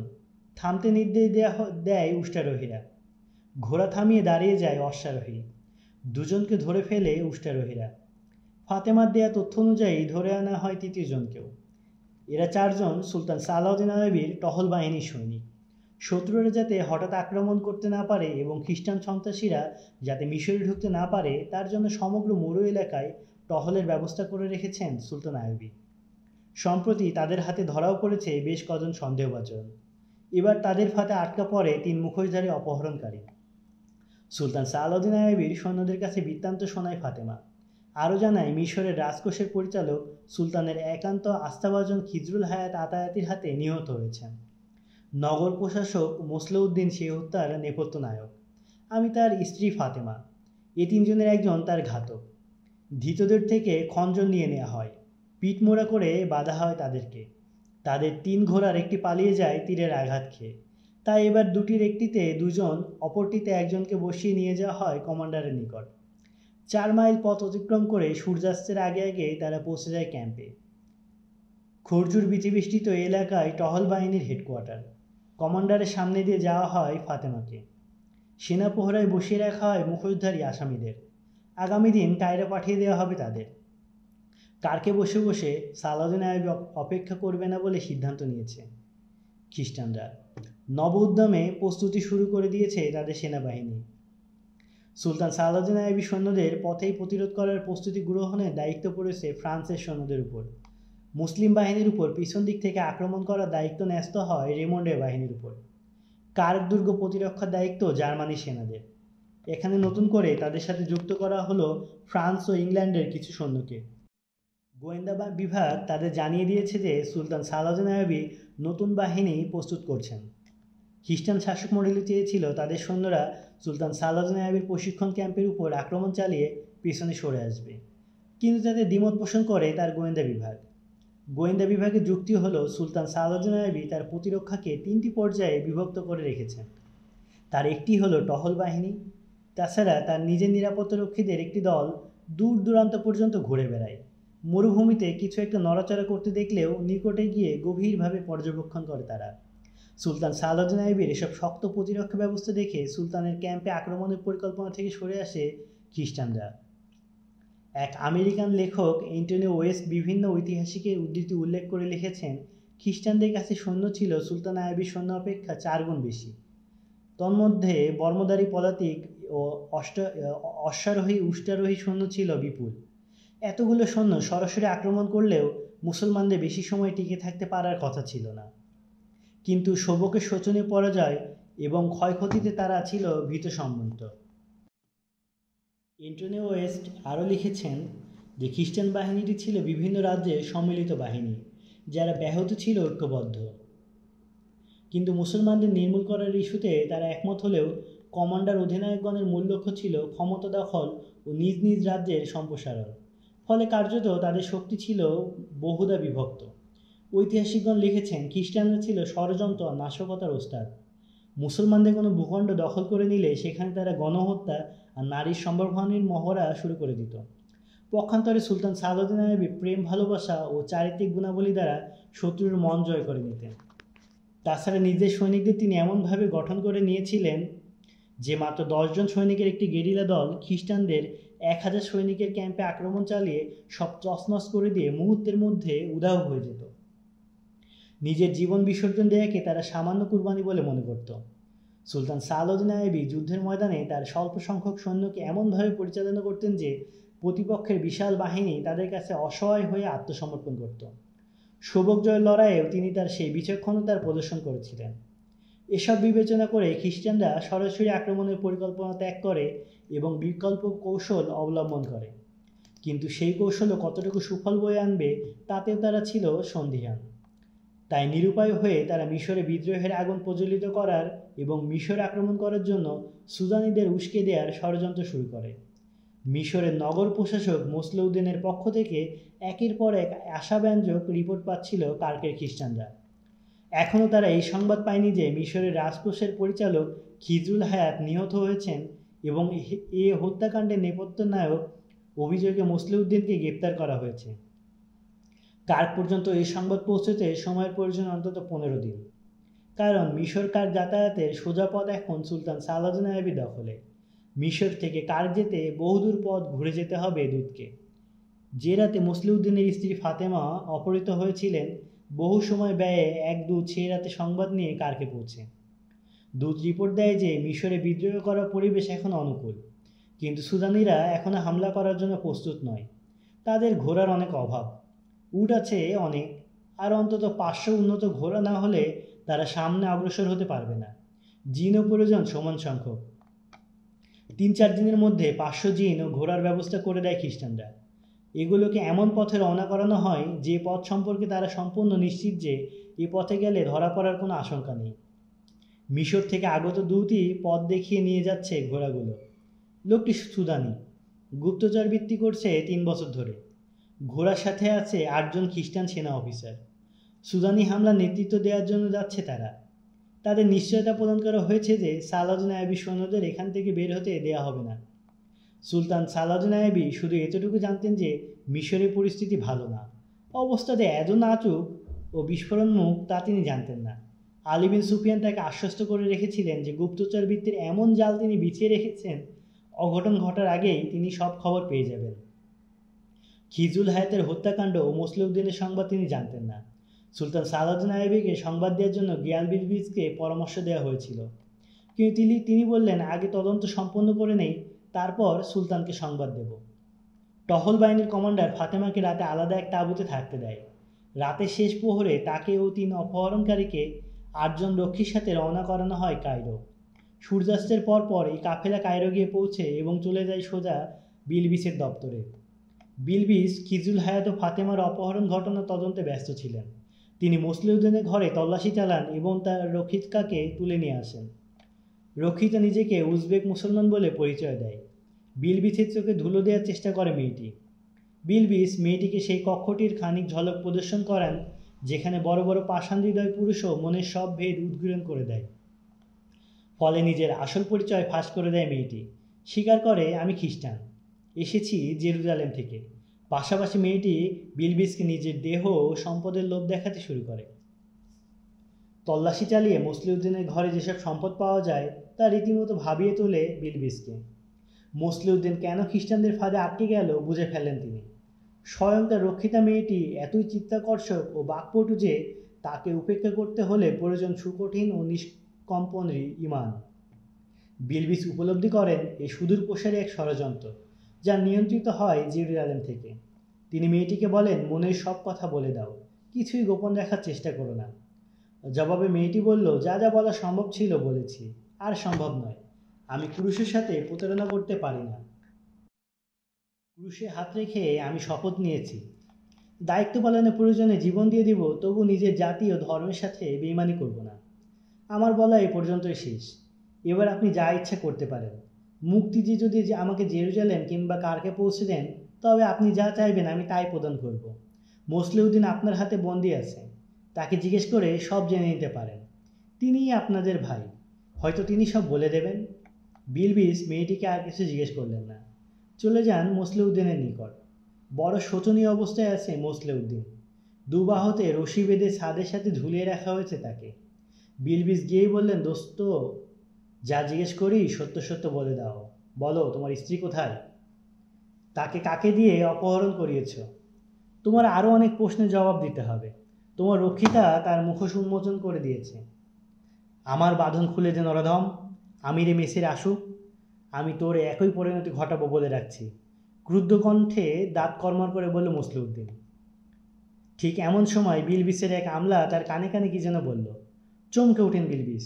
তৎক্ষণাৎ তিনি প্রকোষ্ঠ ত্যাগ করে দৌড়ে উপরে চলে যান। কক্ষে বসা আছে হত্যার অভিযোগে ধৃত মসলিউদ্দিনের স্ত্রী ফাতেমা এবং তাকে অপহরণকারী 3 ব্যক্তি। নিজে কিভাবে অপহৃত হলেন এবং কিভাবে অপহরণকারীরা ধরা পড়ল, ফাতেমা তার বিবরণ দেয় গিয়াল বিলবিসের নিকট। বিলবিস ফাতেমা ও 3 আসামিকে পাতাল কক্ষে নিয়ে মসলিউদ্দিনের সম্মুখে উপস্থিত করান। এদের দেখে চোখ বন্ধ করে ফেলে মসলিউদ্দিন। বিলবিস জিজ্ঞেস করেন, বল, এদের মধ্যে খিজরুল হায়াতের ঘাতককে? কথা বলে না মসলিউদ্দিন। কথাটি 3 বার জিজ্ঞেস করেন বিলবিস। মসলিউদ্দিন তারপরও নীরব। পাতাল কক্ষের এক ব্যক্তিকে ইশারা দেন বিলবিস। এগিয়ে এসে ঝুলন্ত মসলিউদ্দিনের কোমর জড়িয়ে ধরে ঝুলে পড়ে লোকটি। সুঠাম সুদেহী লোকটির দেহের সম্পূর্ণ ওজন চাপ ফেলে মসলিউদ্দিনের 2 বাহুতে। রশি বাঁধা বাহু দুটো ছিঁড়ে দেওয়ার উপক্রম হয় মসলিউদ্দিনের। প্রচণ্ড ব্যথায় কুকিয়ে চিৎকার করে উঠে মসলিউদ্দিন বলল, মাঝের জন, মাঝের জন। 3 জনকে মসলিউদ্দিনের নিকট থেকে সরিয়ে নিয়ে যায় বিলবিস। বলেন, এবার সব ঘটনা খুলে বল, অন্যথায় এখান থেকে কেউ জীবন নিয়ে ফিরে যেতে পারবি না।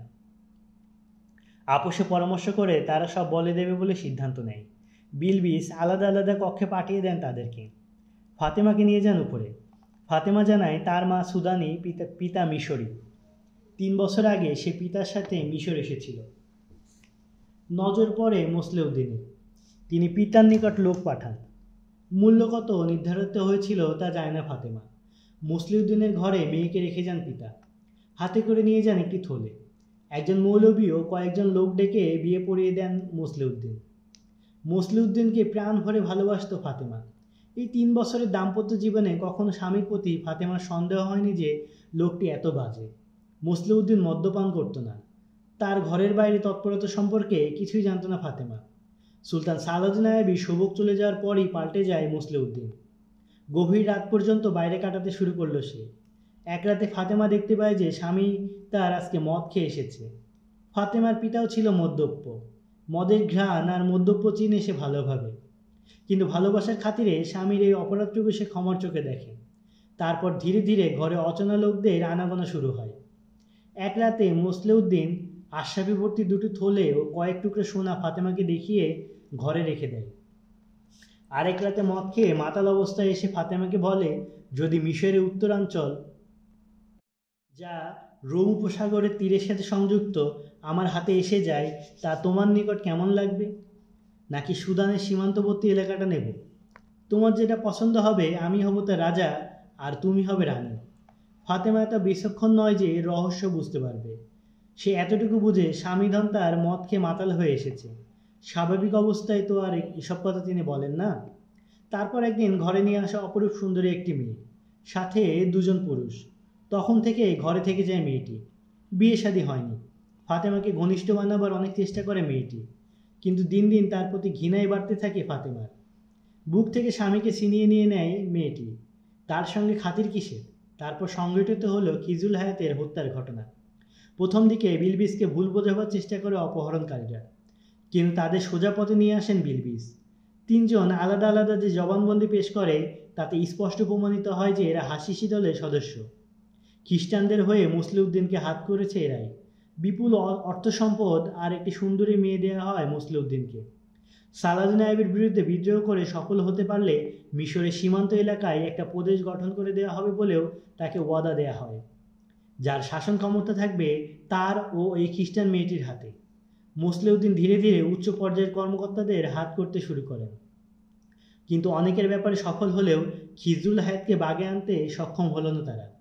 অথচ মিশন বাস্তবায়নে রাজকোষের দখলদারিত্ব প্রতিষ্ঠা করা ছিল অপরিহার্য। সুলতান সালাউদ্দিন আইয়ুবের একান্ত অনুগত আপোষহীন খিজরুল হায়াতের বর্তমানে যা তার পক্ষে অসম্ভব। রাজকোষের রক্ষী বাহিনী সকলে নির্বাচিত জানবাজ সৈনিক, এদের সরিয়ে অনুগত লোকদের নিয়োগ দিতে হবে মুসলিউদ্দিনের। তার আগে দুনিয়া থেকে সরানো প্রয়োজন খিজরুল হায়াতকে। দুজন হাসিসি ও বিদ্রোহীদের দ্বারা গঠন করতে হবে এ বাহিনী। মুসলিউদ্দিনের তালিকা অনুযায়ী বেশ কজন কর্মকর্তাকে হত্যা করার দায়িত্ব অর্পণ করা হয় ধৃত এই 3 অপহরণকারীর হাতে। তারা খ্রিস্টানদের পক্ষ থেকে এই কাজের পারিশ্রমিক যথারীতি পেয়ে আসছিল। এদের ভাষায় মানুষ খুন করা ছিল তাদের পেশা, তাই উপরি লাভের জন্য তারা চেষ্টা করত। এই সূত্রে অতিরিক্ত 50 আশরাফি ও 2 টুকরো সোনা চুক্তি হয় তাদের মুসলিউদ্দিনের সাথে। খিজরুল হায়াতের হত্যার পর এই বকশিস পরিশোধ করার কথা ছিল, কিন্তু মুসলিউদ্দিন তা আদায় করতে অস্বীকৃতি জানায়। বলে, পূর্ণ পারিশ্রমিক তো তোমরা পেয়েই আসছো, এর জন্য এত পিড়াপিড়ি কেন করছো? জবাবে মুসলিউদ্দিনকে হুমকি দেয় ঘাতক দল। মুসলিউদ্দিন তার স্ত্রীকে নিয়ে যাওয়ার প্রস্তাব দিয়ে বলে, নিয়ে যাও, তোমরা একে উপযুক্ত দামে বিক্রি করতে পারবে। এখনও ছাদের সাথে ঝুলে আছে মুসলিউদ্দিন। বাঁধন খুলে যখন তাকে নামানো হলো তখন সে অচেতন। তার রক্ষিতা মেয়েটির কক্ষে গিয়ে দেখা গেল সে পড়ে আছে মৃত, তার মুখ দিয়ে ফেনা বেরোচ্ছিল।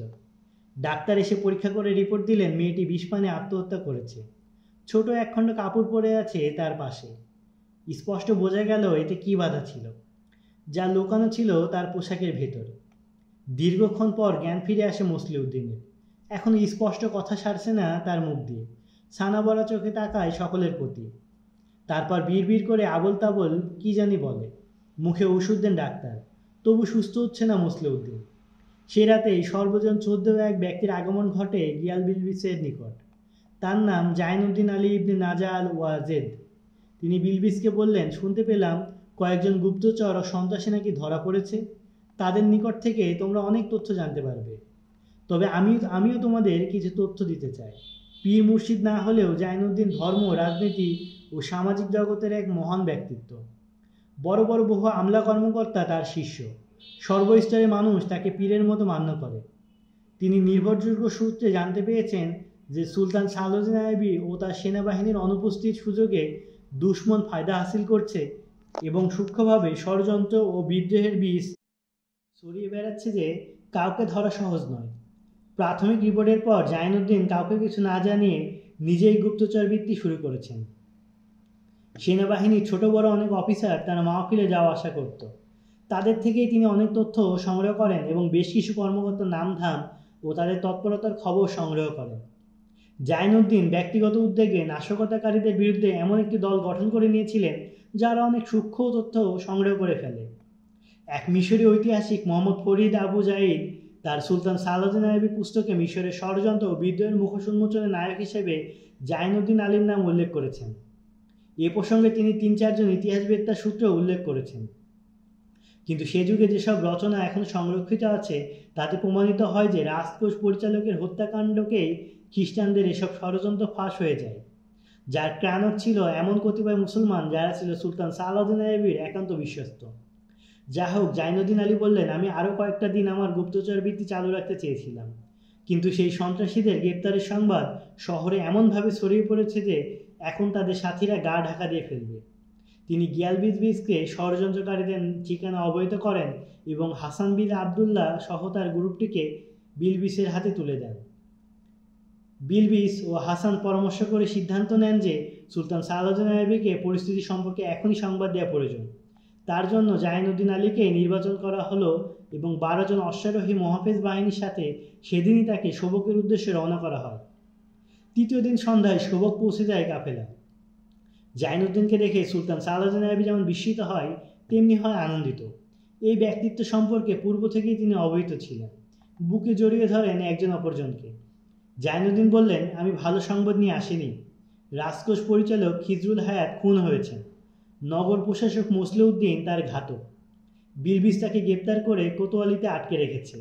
সংবাদ শুনে বিমর্ষ হয়ে যান সুলতান সালাউদ্দিন আইয়ুবী। জাইনুদ্দিন সুলতানকে সান্ত্বনা দেন এবং মিশরের বর্তমান পরিস্থিতির বিস্তারিত বিবরণ প্রদান করেন। মিশরে অবস্থানরত সৈন্যদের সম্পর্কে তিনি বলেন, তাদের মধ্যে অস্থিরতা সরিয়ে দেওয়া হয়েছে। গুজব রটানো হয়েছে যে সুলতান সবক বিজয়ী সৈন্যদের বিপুল সোনার উপাদে সমৃদ্ধ করেছেন এবং তাদের মাঝে খ্রিস্টান মেয়েদেরকে ভাগ বাটোয়ারা করে দেয়া হয়েছে।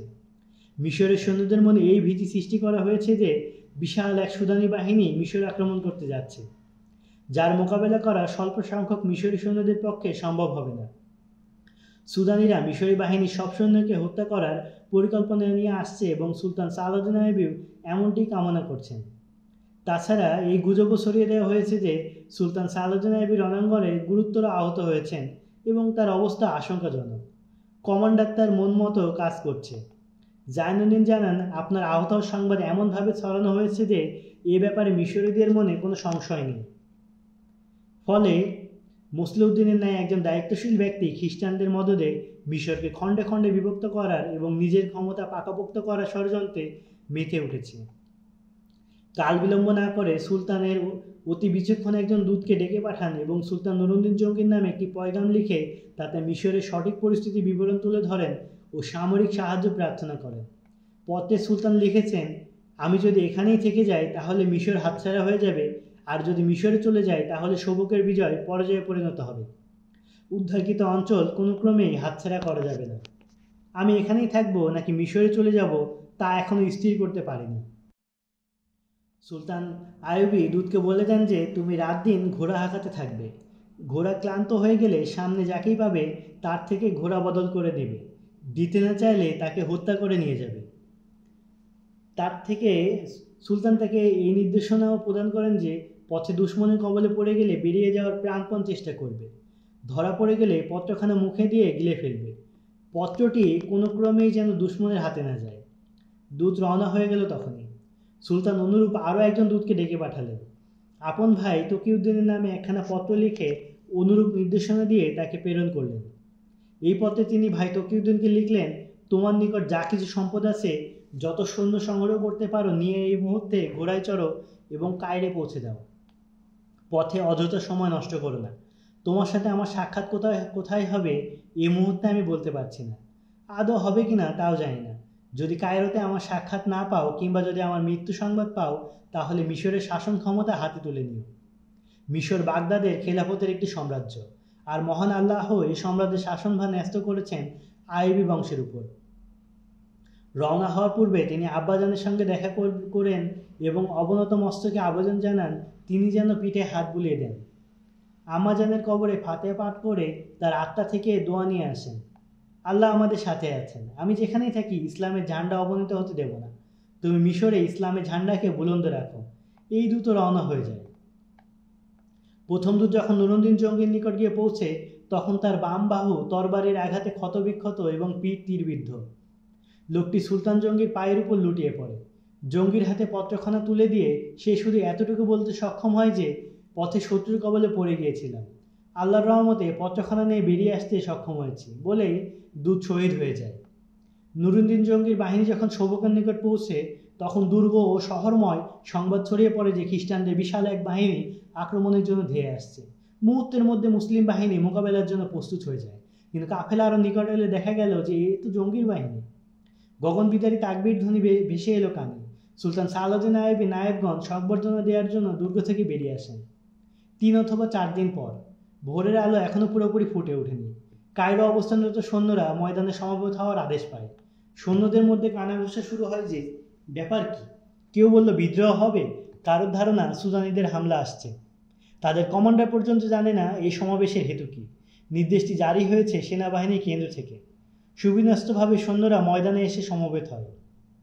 সঙ্গে সঙ্গে একদিক থেকে ছুটে আসে 7টি ঘোড়া। দেখে সকলে বিস্ময়ে হতবাক, কারণ সামনের জন স্বয়ং সুলতান সালাউদ্দিন আইয়ুবী, অথচ তারা জানে সুলতান এখন সবকে। অদ্ভুত এক ভঙ্গিমা দেখালেন সুলতান। পরনের পায়জামা ছাড়া সব খুলে ফেলে দিলেন মাথার শিরোনাস্ত্রও। সৈন্যদের সারির সম্মুখে দিয়ে হেলে দুলে এগিয়ে গেল ঘোড়া। তারপর মোড় ঘুরিয়ে আবার সকলের সামনে এসে উচ্চস্বরে সুলতান আইয়ুবী বললেন, আমার শরীরে তোমরা কেউ কোনো জখম দেখতে পাচ্ছ? আমি কি মরে গেছি না জীবিত? আমিরে মেসের হায়াত দীর্ঘ হোক। আমরা শুনতে পেয়েছিলাম যে আপনি আহত হয়েছেন এবং আপনার অবস্থা আশঙ্কাজনক, বলল এক উষ্ট্রারোহী। এই সংবাদটা যখন মিথ্যা প্রমাণিত হলো তখন বাকি সেই সব গুজব সত্য নয় যা তোমাদের কানে দেয়া হয়েছে, বললেন সুলতান সালাউদ্দিন আইয়ুবী। কথাটা তিনি এত উচ্চস্বরে বললেন যে এর আওয়াজ শেষ সারি পর্যন্ত পৌঁছে যায়। তিনি বললেন, যেসব মুজাহিদের ব্যাপারে তোমাদের বলা হয়েছিল যে তারা শোভকে সোনারূপা আর খ্রিস্টান ললনাদের নিয়ে আয়েশ করছে, তারা মূলত বালুকাময় মরুপ্রান্তরে পরবর্তী দুর্গ, তার পরের দুর্গ এবং তারও পরের দুর্গ জয় করার প্রস্তুতি নেওয়ার কাজে পাগলের মতো হয়ে আছে। তাদের রীতিমতো খাবার পানীয় জুটছে না। কেন? তার কারণ খ্রিস্টান হায়নাদের হাত থেকে তারা তোমাদের মা বোনকে কন্যাদের ইজ্জত রক্ষা করতে দৃঢ় প্রতিজ্ঞ। শোভকে আমরা মুসলমান কন্যা ও তাদের মা বাবাদের অবস্থা যা দেখেছি তা হলো কন্যাদের রাত কাটছে খ্রিস্টানদের শয্যায়, আর তাদের মা বাবার ধুকে ধুকে মরছে খ্রিস্টানদের বেগার খেটে। কার্ক, জেরুজালেম ও ফিলিস্তিনের খ্রিস্টান নিয়ন্ত্রিত অঞ্চলগুলোতে বর্তমানে মুসলমানদের এই একই করুণ অবস্থা বিরাজ করছে। সেখানের মসজিদগুলো এখন আস্তাবল। কোরআনের পবিত্র পাতা অলিতে গলিতে পিষ্ট হচ্ছে খ্রিস্টানদের পায়ের তলায়। সুলতান সালাউদ্দিন আইবির এই তেজস্বী ও স্পর্শকাতর বক্তৃতা শুনে কমান্ডার চিৎকার করে বলে উঠল, তারপর আমরা এখানে বসে থাকি কেন? আমাদেরকেও কেন ময়দানে পাঠানো হচ্ছে না বলেন? তোমাদের এখানে এজন্য বসিয়ে রাখা হয়েছে যে তোমরা দুশ্মনের প্রোপাগান্ডা শুনে শুনে কান ভারী করবে এবং নির্দ্বিধায় তা বিশ্বাস করবে। এখানে বসে বসে তোমরা নিজেদের পতাকার বিরুদ্ধে বিদ্রোহ করবে, যাতে সুদানীদের সহযোগিতায় খ্রিস্টানরা এই ভূখণ্ডে এক দখল প্রতিষ্ঠা করে এবং তোমাদের বোনকন্যাদের সম্ভ্রম বিনষ্ট করতে পারে। পবিত্র কোরআনকে তোমরা নিজের হাতে ধরে কেন বাইরে নিক্ষেপ করছো না? কেন তোমরা পবিত্র কোরআনের অবমাননা খ্রিস্টানদের হাতে করাতে যাচ্ছ? তোমরা যারা নিজেদের ইমানের হেফাজত করতে পারো না, তারা জাতির ইজ্জতের হেফাজত কিভাবে করবে? গম্ভীর কণ্ঠে বললেন সুলতান সালাউদ্দিন আইবি। সুলতানের এই জবাবে সমগ্র বাহিনীতে চাঞ্চল্য সৃষ্টি হয়ে যায়। অবশেষে সুলতান বললেন, এখানে তোমরা কয়েকজন কমান্ডারকে দেখতে পাচ্ছ না? আমি তাদেরকে তোমাদের দেখাচ্ছি। সুলতান আইবি একদিকে ইশারা করলেন। গলায় রশি লাগানো, দু হাত পিঠমোড়া করে বাঁধা 10-11 ব্যক্তিকে সেদিক থেকে নিয়ে আসা হলো। সৈন্যদের সারির সম্মুখ দিয়ে এদের নিয়ে যাওয়া হলো। সুলতান সালাউদ্দিন আইবি ঘোষণা করলেন, এরা তোমাদের কমান্ডার ছিল, কিন্তু এরা সেই জাতির বন্ধু যারা তোমাদের রাসূল ও তোমাদের কোরআনের দুশমন। এখন এরা বন্দী। সুলতান সালাউদ্দিন আইবি খিজরুল হায়াতের হত্যাকাণ্ড এবং মসলিউদ্দিনের গ্রেপ্তারির বিস্তারিত বিবরণ প্রদান করলেন। মসলিউদ্দিনকে সকলের সামনে নিয়ে আসা হলো। লোকটা এখন পাগল প্রায়। গত রাতে কোতোয়ালির পাতাল কক্ষে সুলতান আইবি যখন লোকটাকে দেখে এসেছেন, সুলতানকে চিনতে পারেনি মসলিউদ্দিন। স্বপ্নের সাম্রাজ্য আর নিজের ক্ষমতার কথা উল্লেখ করে করে স্বগতিক্ত করছিল সে। এবার ঘোড়ায় বসিয়ে তাকে সেনাবাহিনীর সম্মুখে উপস্থিত করেন সুলতান। সৈন্যদের প্রতি চোখ বুলিয়ে সে বলে ওঠে, তোমরা আমার ফৌজ, তোমরা মিশরের সরকারের বিরুদ্ধে বিদ্রোহ করে ফেলো। আমি তোমাদের সম্রাট। সালাউদ্দিন আইবি মিশরের দুশমন, তোমরা তাকে হত্যা করো। এক নাগারে বলেই যাচ্ছে মসলিউদ্দিন। পাগলের মুখ থেকে যেভাবে ফেনা বের হয়, তেমনি তার মুখ থেকেও ফেনা বেরোচ্ছে। হঠাৎ একটি শা শব্দ ভেসে এলো ফৌজের মধ্যে থেকে। একটি তীর এসে বিদ্ধ হয় মসলিউদ্দিনের ধমনীতে। লুটিয়ে পড়ার উপক্রম হয় তার রক্তাক্ত দেহ। ছুটে আসে আরও কয়েকটি তীর, বিদ্ধ হয় তার শরীরের বিভিন্ন স্থানে। চিৎকার করে সুলতান সালাউদ্দিন আইবি নিবৃত্ত করেন তীরন্দাজদের। তীরন্দাজদের সামনে বেরিয়ে আসতে আদেশ করেন কমান্ডারগণ। তারা বলেন, আমরা এক গাদ্দারকে হত্যা করেছি। এ হত্যা যদি অন্যায় হয়ে থাকে তাহলে আমাদের গর্দানগুলো উপস্থিত। সুলতান সালাউদ্দিন আইবি তাদের ক্ষমা করে দেন। সুলতানের পরনে এখন শুধু পাজামা, বাকি শরীর উন্মুক্ত। তিনি জল্লাদকে কাছে ডাকেন। অবশিষ্ট গাদ্দারদের তার হাতে তুলে দিয়ে তাদের মস্তকগুলো দেহ থেকে ছিন্ন করিয়ে দেন। আরও একটি হুকুম জারি করে সবাইকে স্তম্ভিত করে দেন সুলতান। তিনি আদেশ করেন, এ ফৌজ এখান থেকে সরাসরি ময়দানে রওনা করবে। তোমাদের ব্যক্তিগত জিনিসপত্র, সরঞ্জামাদি ও রসদপাতি পরে আসবে। এর অর্থ মিশরে কোনো সৈন্য থাকছে না। বাহিনী রওনা হয়ে যায়। সুলতান সালাউদ্দিন আইবি গাদ্দারদের কর্তৃত মস্তকগুলো খুঁটিয়ে খুঁটিয়ে দেখেন। একজনের সাথে কথা বলতে গিয়ে ফুপিয়ে ওঠেন তিনি। বেদনার অশ্রুতে ঝাপসা হয়ে আসে তার নয়ন যুগল।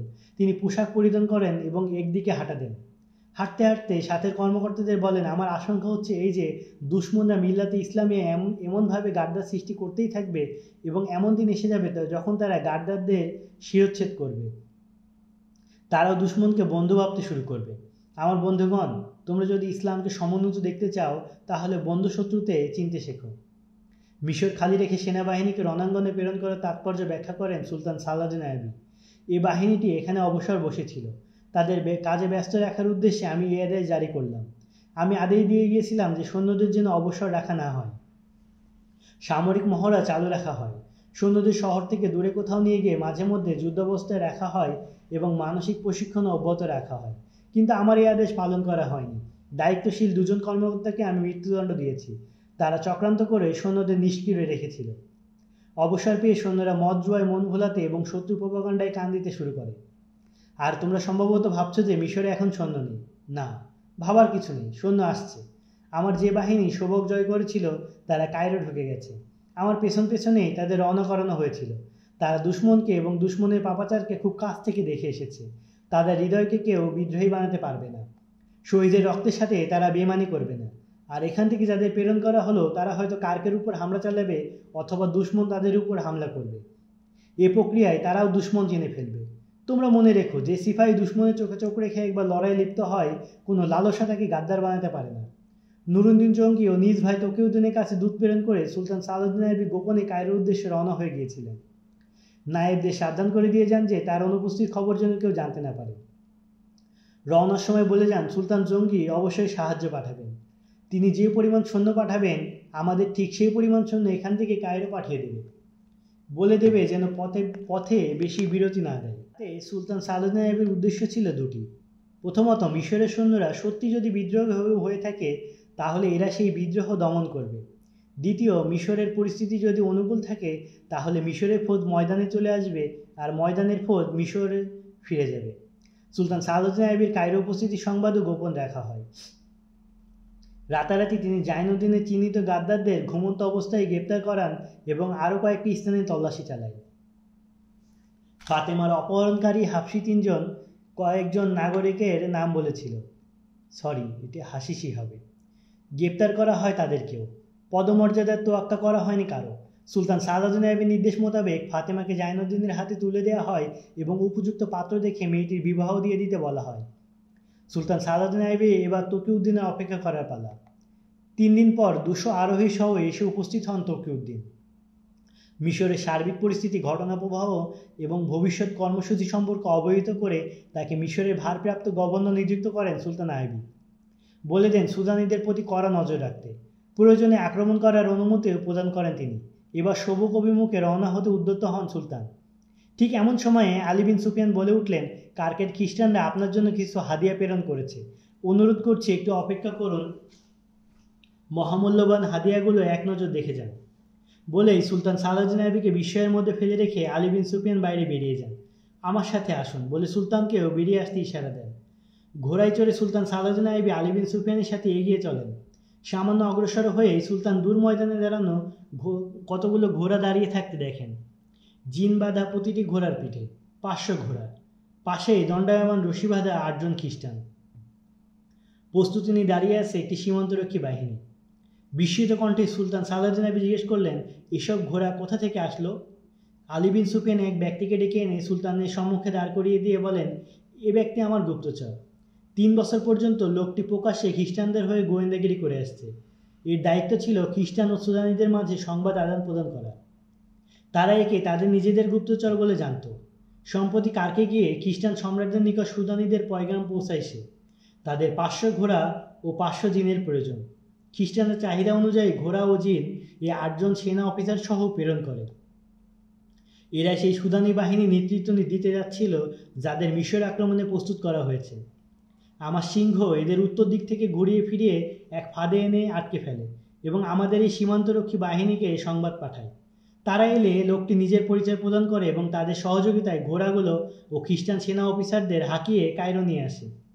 তথ্য সংগ্রহের জন্য আলী বিন সুফিয়ান খ্রিস্টান অফিসারদের হাসান ইবনে আবদুল্লাহর হাতে সোপর্দ করেন এবং নিজে সুলতান সালাউদ্দিন আইবির সাথে সবক রওনা হয়ে যান। তখন আপনারা শুনছিলেন ইনায়েতুল্লাহ আলতামাশের লেখা উপন্যাস ঈমানদীপ্ত দাস্তান বইটির 2য় খণ্ডের 3য় পর্ব।